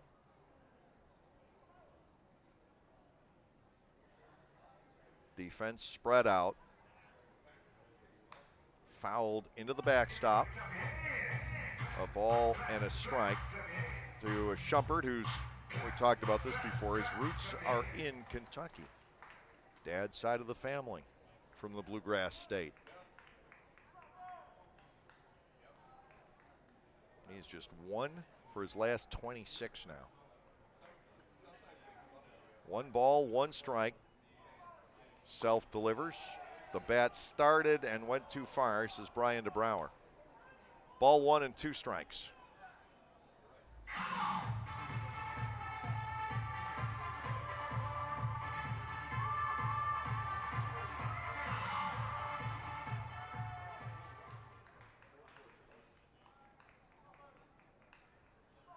That is strike 3 called. So the 9th Barnstormer of the night strikes out. 2 are gone, and Caleb Gindel will come to the plate. He has walked twice and struck out once. Barnstormers got 3 straight walks in the 5th inning. Hopefully that will not be the last chance for the night. But it was a big one, and it went by the boards. 2 outs here. Gindel stands in. Here's the motion. Self to the plate. It is outside and ball 1, 1-0. Thompson had to work a lot to get those 3 outs in the 6th inning. Self, to this point, really hasn't had to do very much. 1 ball, no strikes to Gindel. Caleb swings and yanks it to first. 1 hop to Barnum. That is an easy play. 1, 2, 3 go the Barnstormers in the bottom half of the 7th inning. We'll move on to the 8th with Lexington leading by a score of 9-3. I got Alexis. I got Alexander. All right, so I'm going to ask you 5. Bummer, the Barnstormers are on the road and you're looking for something to do. Clipper Magazine Stadium still has the answer for family fun. The summer movie series returns, presented by Lidl Supermarkets on selected nights throughout the summer season. Bring the kids out to the ballpark for family-friendly movies. For just $6.50 per person, you get to sit on the outfield grass and enjoy a film on the big screen in left center field. Showtime is 7 p.m. For more information and movie listings, go to LancasterBarnstormers.com and click on the events page. 72 years and 4 generations and still going strong. We are Gochnauer Appliances in East Petersburg, and we want to be your appliance store now and into the future. We sell all the best brand names of appliances at the very best prices. We also deliver, install, and service what we sell. Shop local and with your 4th-generation hometown appliance store. Come to Gockenauer Appliances and see what a great appliance purchase experience is all about. You can even shop from home now at gockenauers.com. Thanks for your support.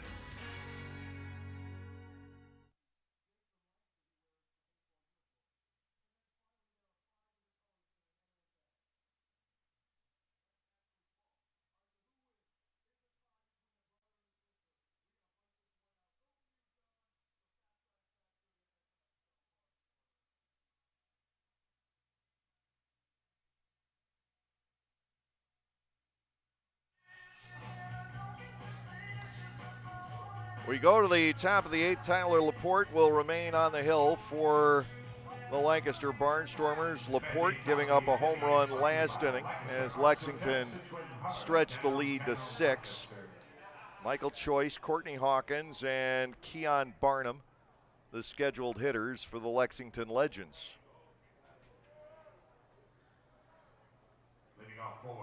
A 6-run Lexington lead. They go to Gastonia. Gastonia mentioned having a very high-scoring series against the High Point Rockers. Laporte goes to work and delivers a strike to Choice. It is 0-1.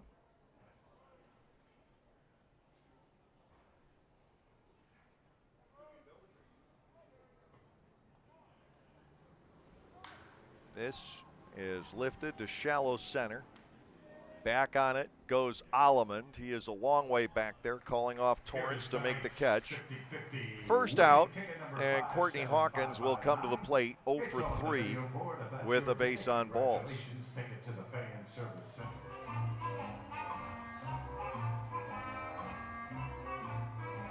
Barnum into the on-deck circle. We're in the top half of the 8th inning, and for the 68th time in our 73 9-inning games this year, we will eclipse 3 hours. Hawkins being played to pull. Everybody swung to the left. Outside, it is ball 1, 1-0 on Hawkins.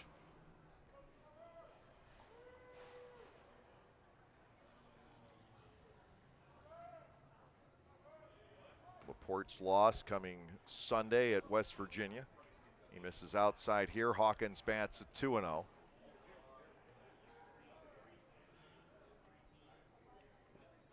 One out, nobody on base here in the top half of the 8th inning.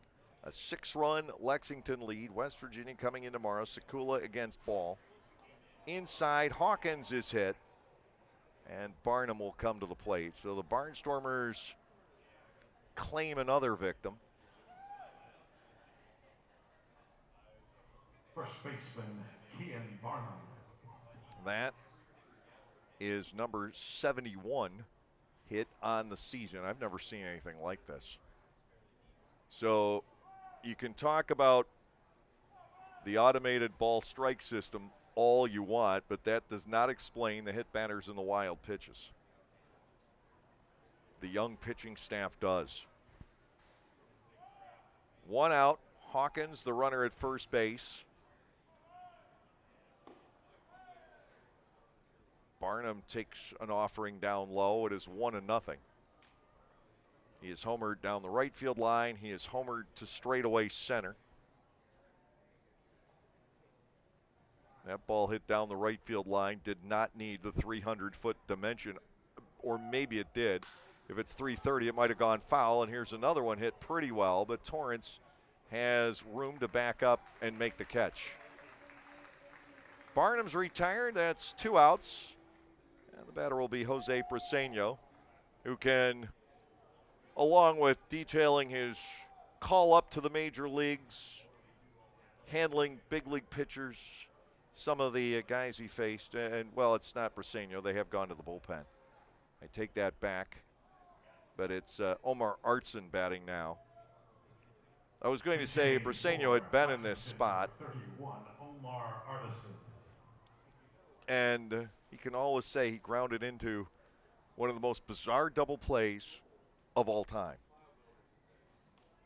That's to the backstop from Laporte, and it gives Hawkins second. 1 ball and no strikes on Omar Artson.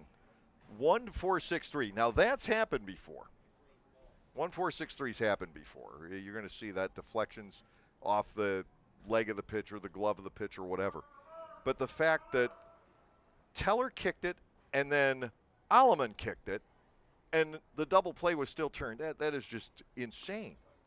Outside and ball 2-0. So you never know what you're going to see when you come to the ballpark. Meanwhile, there is action in the Lancaster pen.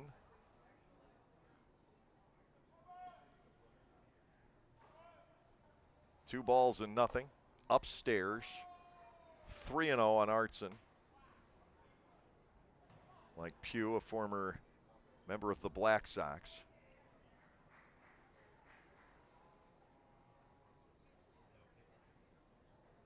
Three balls and nothing. Well, that action down in the bullpen isn't somebody throwing per se, just working on his stride. As I look down there again, the 3-1, that's Ben Wanger. Hawkins, the runner at second with 2 men down, top half of the 8th inning. Laporte deals, that is cut on and missed. Tyler's got some heat. No question about that. He's cleared 96 here tonight. 3 balls, 2 strikes with 2 outs. First base open. The runner Hawkins not forced to go. Laporte will back off as Hawkins dances around off second base. The best thing you can do as a pitcher in that circumstance. Artson hitting .237, no homers. He's driven in 9. And the fastball is low. The Barnstormers walked their 10th for the game. First and second with 2 outs. The batter will be Roberto Baldequin. 1 for 2 officially with 2 runs scored after drawing bases on balls. And we just hit the 3-hour mark.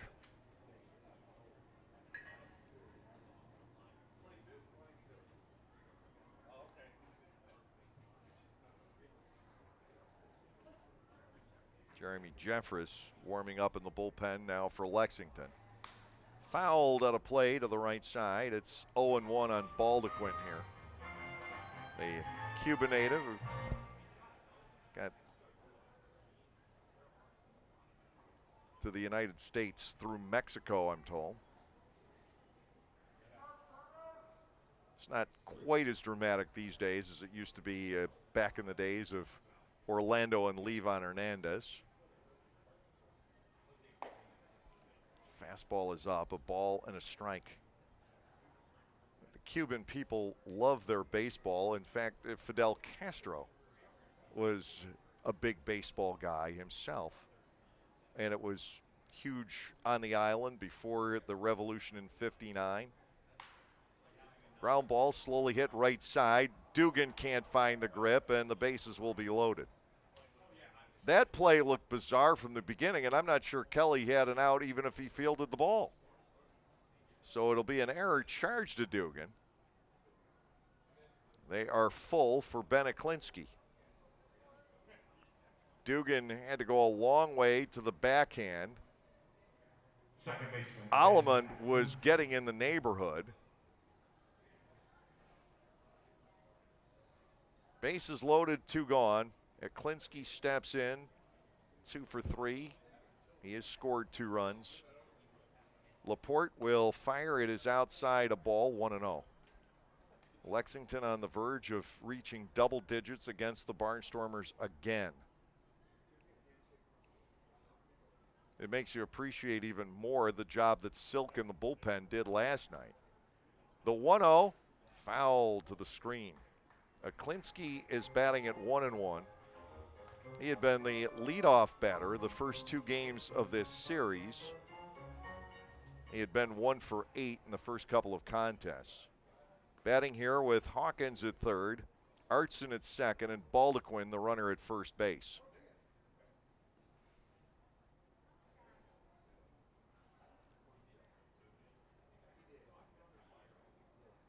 They're full with 2 outs.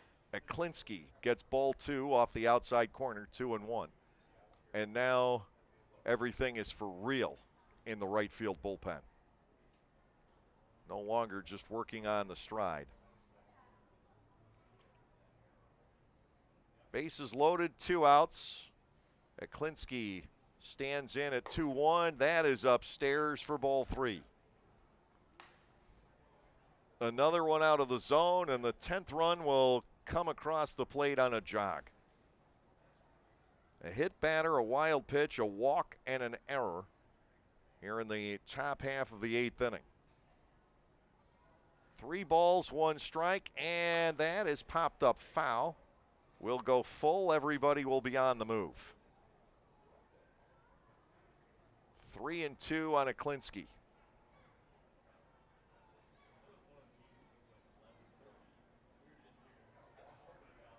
Now, Southern Maryland, by the way it looks, will be taking a 1-game lead in the Northern Division after play here tonight. The Barnstormers have certainly enough games left against the Blue Crabs to overcome a 1-game deficit. Fouled away. Still 3-2. 12 meetings left between the 2 North Division rivals, and that will start next Tuesday in Waldorf. The problem facing the Barnstormers, 9 of those games are at Regency Furniture Stadium. 3 balls, 2 strikes, 2 outs, bases loaded. Laporte to Eklinski, and it is hit high in the air to left field. Robinson started back, now coming in, loses his hat, but not the sight of the ball, and he makes the catch. So it is a scoreless inning after all. 1 error, 3 are left. Bottom half of the 8th inning coming up. It is 9-3 in favor of Lexington. Throw in a fun fact for Smile Builders. Hey, $2 bill here, aka the rare one. Problem is, I'm so rare, people just saved me.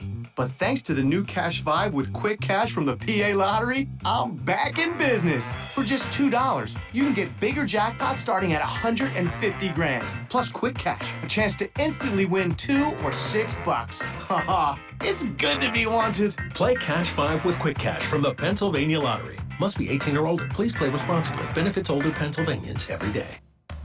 When everyone has a different craving, Wegmans Meals to Go has it all. All right now, all in one delivery. Pizza with the kids' favorite toppings. A delicious sub made the way you love. Fresh sushi for the whole group, and so much more. It's how busy people get busy eating the meals they love. Order on the Meals to Go app or at mealstogo.com to make everyone happy. Wegmans Meals to Go. All your favorite meals, all in one delivery. Well, 2 nights ago, the Barnstormers erupted for 9 runs in the bottom half of the 8th inning. Tonight, that would put them over the top. They're facing Jeremy Jeffress for the 2nd night in a row. He retired the side in order in the 7th inning last night. It is Allemond, the pitcher spot. Well, what was the pitcher spot? That now I believe is Torrance. It is. And Dugan here in the bottom half of the 8th inning. 9-3 our score. And looking at the last few series and the amount of time that has elapsed in the Barnstormers games, and it's been at the minimum 9 hours 42 minutes for 3 games, and at the top end about 10 hours and 20 minutes. Leading off for the Barnstormers, the 2nd baseman, Blake So the Alleman. average game involving the Barnstormers recently is right around 320.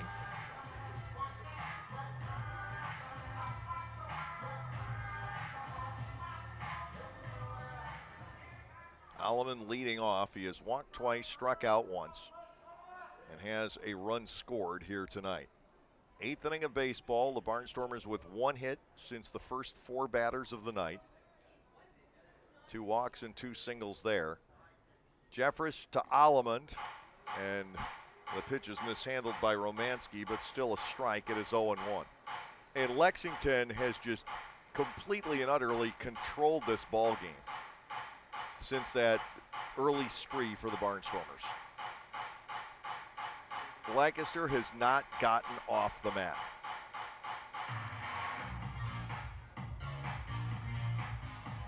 No timeout charge, not that it matters.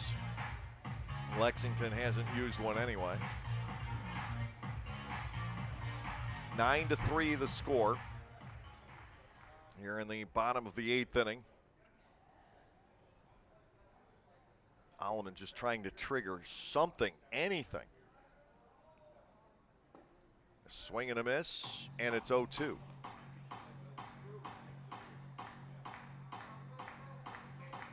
Lexington is 6 outs away from winning this season series 8-4. But to have scored 130 runs in 12 games, that's just unbelievable. 0-2 pitch is inside, and Allemond bats at 1-2.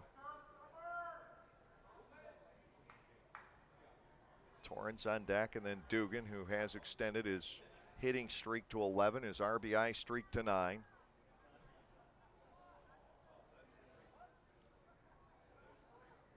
Jeffress, longtime major leaguer, deals to Allemond. That's hit well to left field, but there's plenty of room out there, and it'll be easy for Michael Choice. 1 out. Torrance will come to the plate.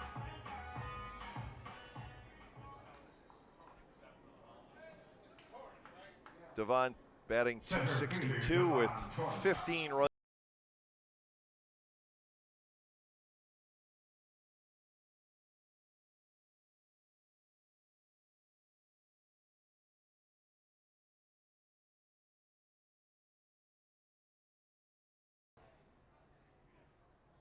Tomorrow night, the Barnstormers might come out and put 18 hits on the board. It's been a crazy ebb and flow.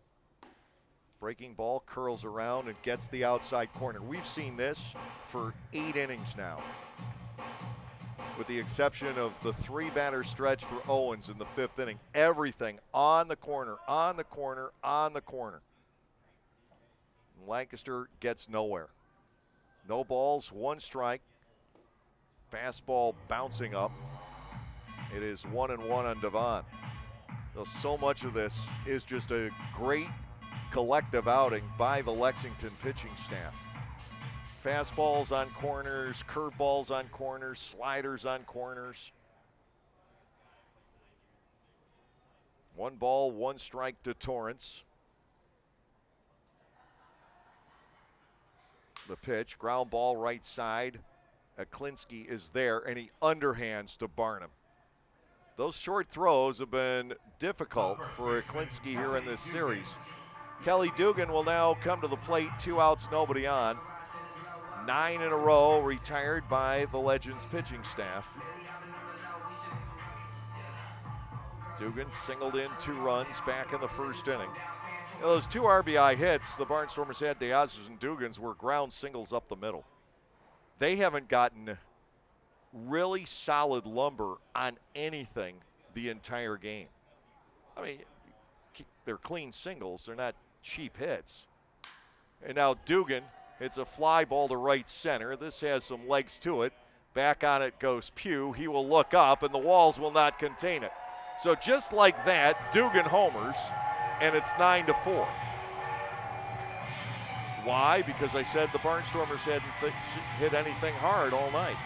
And Dugan goes to the backyard. His 11th of the season, his 5th in 7 games. 3 runs batted in for him tonight, 61 on the campaign. With 2 outs, here's Robinson in a 9-4 game.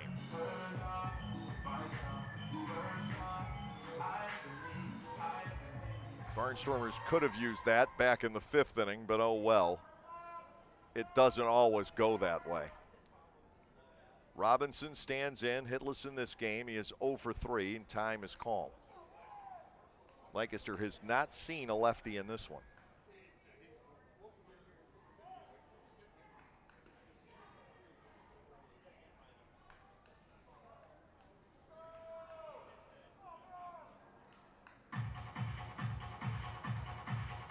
Trayvon backing away, and Anthony Peroni will bat in the pitcher spot if it comes up. It's due next.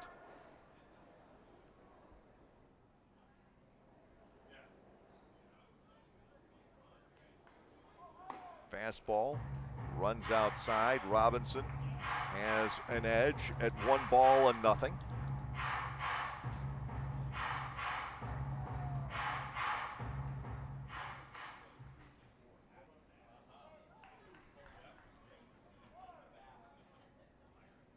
Jeffress comes back. Trayvon gets underneath. The pop-up near second base.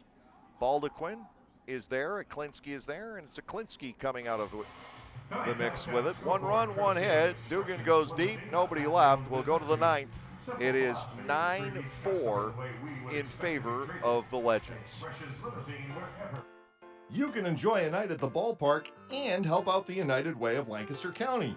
All you have to do is spend 3 hours as an usher during a Barnstormers home game, and the ball club will donate $20 in your name to the United Way program of your choice. Be a friendly face, have fun, and raise money for your favorite local charity.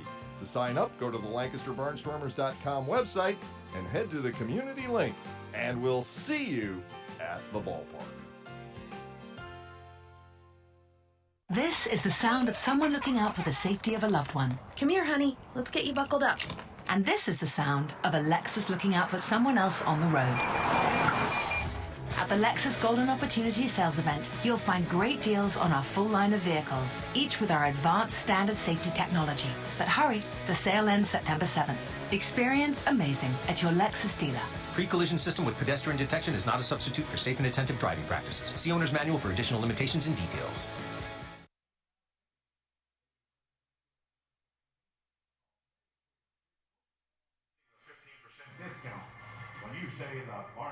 Ben Wanger will pitch the top of the 9th for the Barnstormers. He is the 5th pitcher used tonight, all from the right side.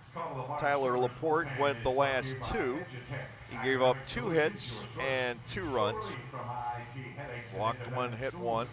Threw a wild pitch, no strikeouts for Tyler. But he's able to cover 2 innings, and Wanger will come in. 6'3" right-hander from Newton, Massachusetts is Wanger in his 7th appearance here in the Atlantic League. No wins and a loss and a 7.2 ERA. 8 hits, 9 runs, 8 earned. He's walked 7 and he has struck out 11. He gets Romanski, Claycamp, and Pugh. The Barnstormers have the pitcher spot, De La Rosa and Hoover in the bottom of the 9th inning.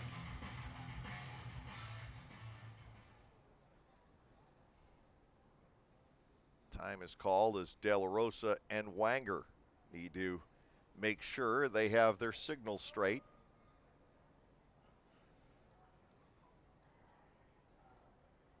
The Barnstormers have been very stable on the position player side this year. They've had Mercedes go down with the lengthy injury, of course, the broken hand, and he's just about back. And Galen left for the Olympics and came back, but really, other than the guys that are here right now, the only player that they've had, position player they've had, who's no longer with the club is John DeZamba. Swing and a miss by Jake Romanski. It's no balls and a strike, but on the pitching side, it has been a revolving door. We had the 6 guys signed from just a couple of weeks before the season through the first week of the season. Nobody since then. I'm not talking about Boyd. Fouled off. It's 0-2. And then the nonstop auditions that in many ways are still ongoing. I don't think Ross will make too many more changes this year, although he did just let Yoel Espinal go after the game on Tuesday night. So it opens up room for somebody. Fouled away, and Romanski continues to bat at 0-2 against Wanger. 9-4 here in the 9th inning. The Barnstormers would need to just about bat around to close in on the Legends. Down and ball 1 to Romanski. Barnstormers pitchers have walked 10, struck out 7. On the other side, 5 walks and 9 strikeouts. Lancaster held to 4 hits. They finally get the first one for extra bases on the Dugan homer. Now Wanger is off the outside corner, and it's 2 balls and 2 strikes. The Barnstormers have been hoping to catch lightning in a bottle with one of these pitchers coming through, and a couple of times it's looked that way initially. Ball 3 is outside, and now to Romanski. It is a full count here in the top half of the 9th inning.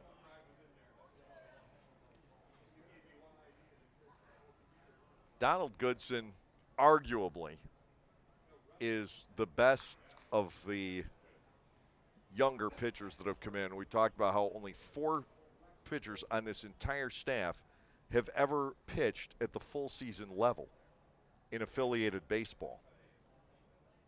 Cameron Gann, Scott Schumann, Gabriel Moya, and Tommy Shirley, and that's it. So there is a lot of inexperience on this pitching staff.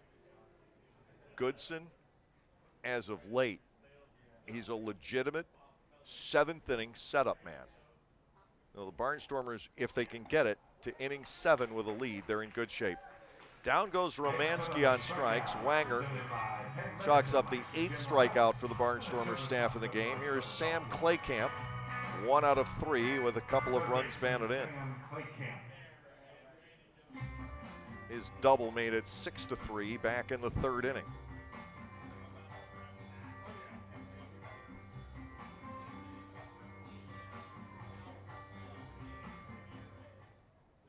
Wanger brings it home. That is cut on and miss. So a nice inning working for Ben.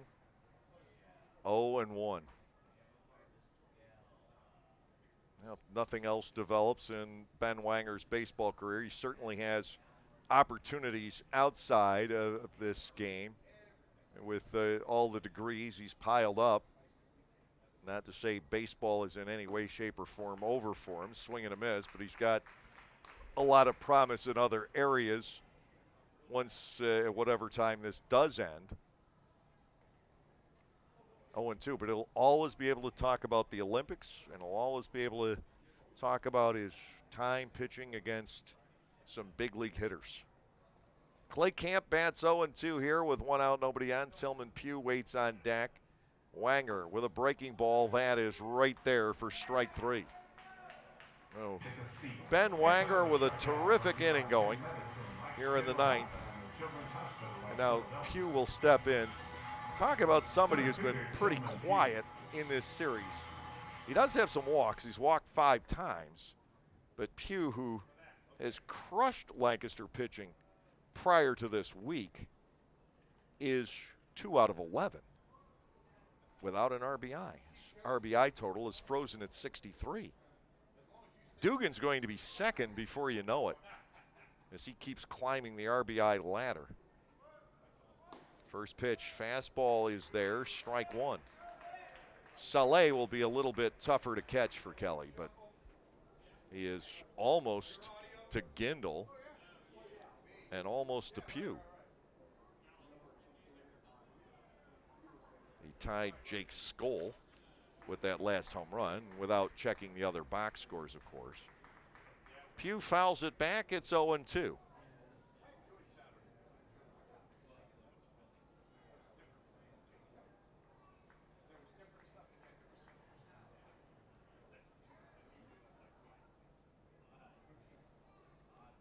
Nothing in 2. 2 outs, base is empty. The pitch, swing and a miss. Wanger strikes out the side in the top half of the 9th inning. Oh, quite a performance by Ben, and we'll go to the bottom of the ninth. It will be the pitcher spot, so let's figure that it's Peroni. He was out there before. De La Rosa and Hoover. The score is Lancaster 9, or rather Lexington 9, and Lancaster 4. Localflavor.com, local flavor. Localflavor.com, local flavor. Excuse me, are you saying localflavor.com? Oh yeah, it's where I save big bucks on all kinds of things. Home improvement projects, dining out, family fun, electronics, jewelry, clothing. I even bought my wife a fancy spa package for half price. Half price? Yep, you know all the deals you find in Clipper Magazine. I love Clipper Magazine. Well, they're all on localflavor.com too. And you can get them right on your phone thanks to localflavor.com's mobile app. Here, take a look.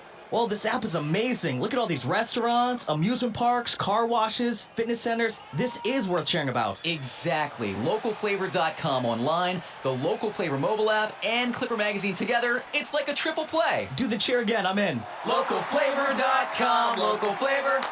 Come on, everybody! Localflavor.com, local flavor. Localflavor.com, local flavor.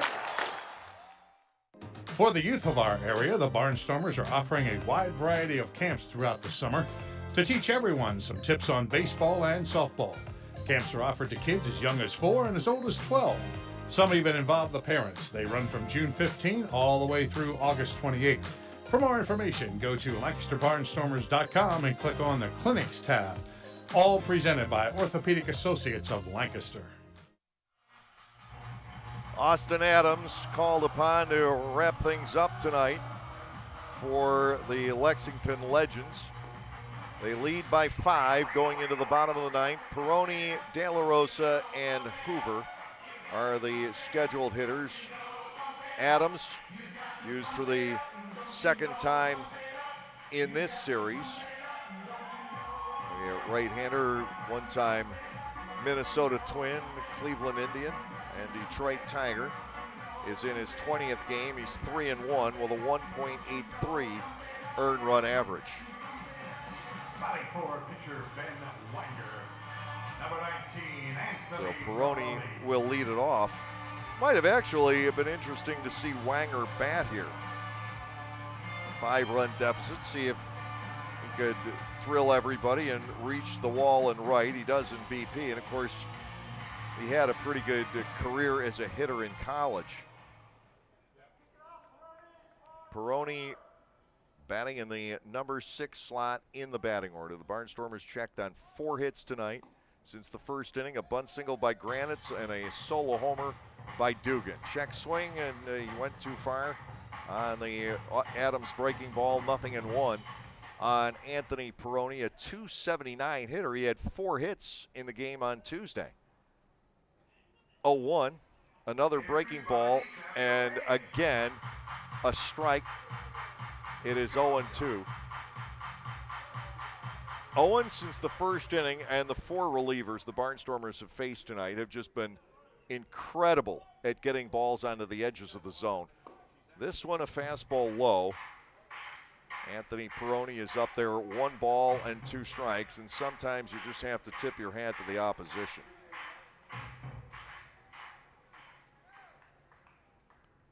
One and 2. The pitch, fastball, and that one missed. So it is 2 balls and 2 strikes on Anthony Peroni. We'll see if the Barnstormers can make any noise at all in the bottom half of the 9th inning. They're down by 5. 2-2. Peroni, line drive into center field, a base hit. Anthony is hot with the bat. We talked about the 4 hits the other night, but he's 15 out of his last 33. Well, that's 1 man on, and the 5th Barnstormers hit of the game. Wonderful, wonderful piece of hitting for Anthony Peroni. De La Rosa will step in. He's 0 for 3, but when all is said and done, with the possible exception of Dugan, he's hit the ball the best. He has hit a sharp grounder to third, and he's lined out to first among the 3 times he's been retired. Peroni is on with nobody out. Adams goes to work on De La Rosa. First pitch, line drive off the glove of the third baseman, Clay Camp, and into left. De La Rosa is now on, and the Never Say Die Barnstormers. I mean, this team has the most unbelievable ability to basically get up off the slab at the morgue and start doing an Irish jig. They did it 2 nights ago, down 12-1 in the 8th inning, and here they are down 5 in the 9th, and the first 2 batters come up with singles against Austin Adams, and the Barnstormers are somehow giving themselves a chance. Jake Hoover steps in, he's 0 for 3. Schumpert is on deck, and then you turn it over to the likes of Gindel and Allemond. First and second with nobody out, Adams to Hoover. Jake will take a strike at his 0-1.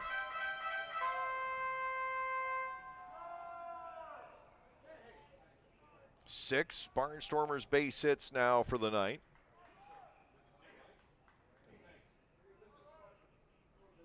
Hoover with only the second at bat with a runner in scoring position for the Barnstormers since the first inning. Swing and a miss, it's 0-2. He's had a rough night. He has struck out twice, and he has grounded to short. Jake is 1 out of 8 in this series. Peroni at second. De La Rosa is on at first. 2 strikes to Hoover.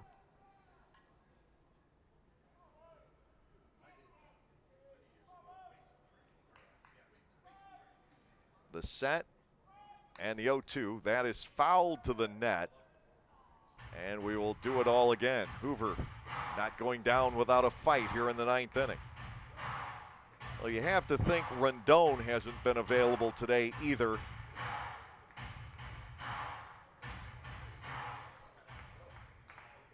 And that thinned out the bench even more, which explains why Teller batted in the 5th inning. 9-4. Lexington over the Barnstormers. 2 guys on with nobody out. And a Hoover, a breaking ball is cut on and missed. Adams chalks up the first out in this 9th inning. Nick Schumpert to the plate. He is 0 for 3. And then you turn it over to Gindel and Allemond. But really, you need Schumpert to get on base here. If Schumpert gets on and Gindel gets on, then Allemond can let it fly and try to tie the ball game, although he's gone a couple of nights now without an extra base hit.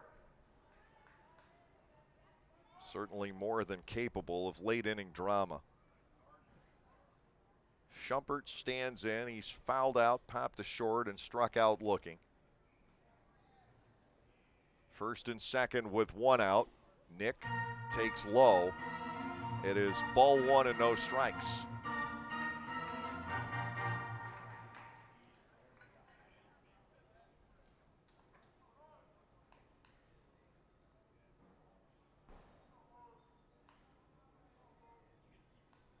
The 2 runners lead. They're not up to much of anything here. The Barnstormers need more guys on. Schumpert looks at a breaking ball for a strike. It is 1-1. Of the 5 pitchers used by P.J. Phillips tonight, 3 have been to the major leagues. And in the case of Jeremy Jeffress, a lot of time at the major leagues as recently as a year ago. Nick Schumpert batting at 1-1. Austin Adams comes to the set, and he'll go to work. Schumpert swings and misses at the fastball. It's 1-2. A promising start to the bottom half of the 9th inning as the catching tandem each comes up with a base hit. Adams working to freeze it right there. 1 ball, 2 strikes. A look back, and the pitch now to Schumpert. Low bridges him. He almost got hit. That was in a dangerous zone. 2 balls and 2 strikes to the Barnstormers' third baseman.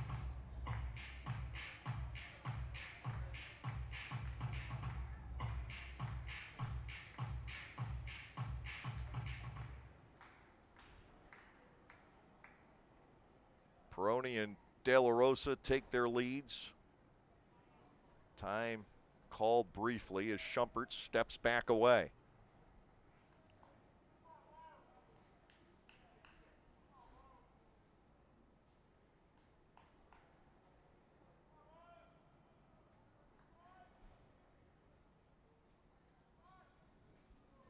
The set, here's the 2-2. Schumpert goes down swinging. So Adams is fan 2. Right fielder Caleb Gindel needs to keep it alive. 0 for 2 with 2 walks in the game tonight for Caleb. His bat has grown cold.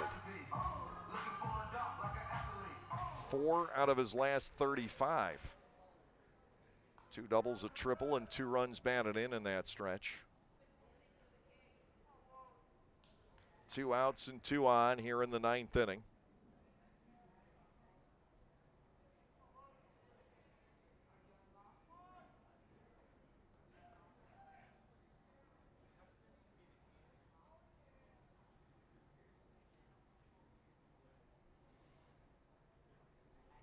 Adams comes set and to Gindel. First pitch fastball is in. Strike 1 taken.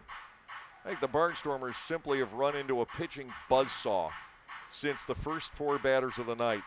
This looked like it was going to be a Lancaster rout the way this game started. 3 runs on the first 4 batters. No end in sight for Henry Owens. And the switch got flipped. Gindel bats 0-1. Adams is low. It is 1 ball and 1 strike. A glimmer of hope to start the 9th inning that a tremendous rally might be underway as Peroni and De La Rosa came through with base hits. But the next 2 struck out, and Adams has the Barnstormers down to a final out here tonight. Lexington has taken it to the Barnstormers in this season series. Gindel, ground ball right side, should end the ball game. Aklinski with the short throw, he makes sure of it. And this series is over. The Barnstormers end up dropping 2 out of 3 to the Lexington Legends, who win the season series 8-4. No runs, 2 hits, no errors, 2 left in the bottom half of the 9th inning tonight. We'll wrap this one up briefly in just a moment. The final score, Lexington 9 and Lancaster 4. Home runs in the game, Kean Barnum, 2 shots, a solo shot to third. At Clipper Magazine Stadium, we have hot dogs and popcorn, peanuts, soda, and nachos. But what if, say, you are only 3 months old and mom wants to have a night out and watch the Barnstormers? Well, thanks to May Grant Obstetrics and Gynecology, the littlest of Stormer fans now have a place to go for dinner during the game. Tots can take mom to the Little Sluggers dugout behind Section 13 at the stadium for a comfortable private feeding experience. A brightly painted room with comfortable furniture and TVs tuned to the game, it is the perfect spot for baby and mom during a night at the ballpark. This is the sound of someone getting the most out of a summer day. So is this. Because for some, summer days were made for adventure. At the Lexus Golden Opportunity Sales Event, you'll find great deals on our entire line of leading-edge hybrids, each with the power and range to help you get the most out of your summer. But hurry, the sale ends September 7th. Experience amazing at your Lexus dealer.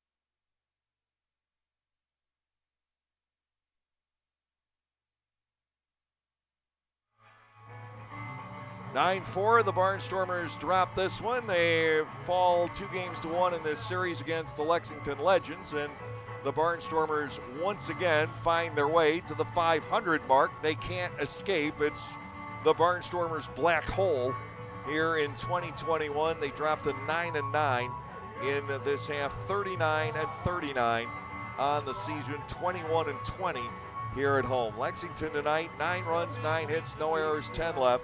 And the Barnstormers 4 runs on 6 hits with an error and 6 runners left on base. The win goes to Henry Owens. He's 3-3.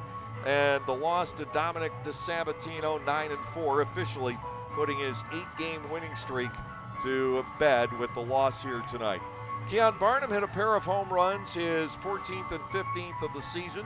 They were both solo shots in the 3rd inning. He went down the right field line, and in the 4th to dead center field. Jake Romanski added a 2-run homer in the 7th. That was to left, his 5th homer of the season.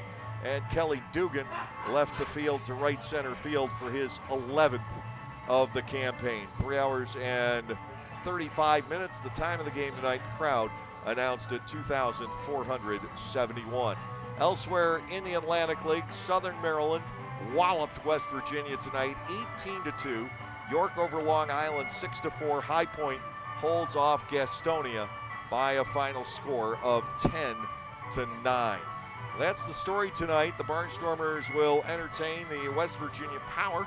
It's been nothing but sweeps when those two clubs have gotten together. The Barnstormers swept the 2 series in the first half, and then West Virginia swept the Barnstormers last weekend. Lancaster now has lost 5 out of its last 6 games. Eric Sekula beat the Barnstormers on Saturday. He's 6-7. He gets the start tomorrow night. Niall Ball was the loser in that game. He will pitch tomorrow as well. His record is 2-4 on the season. It's Willy Wonka night at Clipper Magazine Stadium tomorrow, and we'll be here with you on the YouTube channel at 6:25 with the starting lineups as the Barnstormers take on the West Virginia Power in the opener of the 3-game series. Join us then. And now for our video producer Ryan Cortazzo, our cast and crew here at Clipper Magazine Stadium, as well as our presenting sponsor, Gockenauer Appliances of East Petersburg. I'm Dave Collins. Have a great evening, everyone, and we'll see you at the ballpark.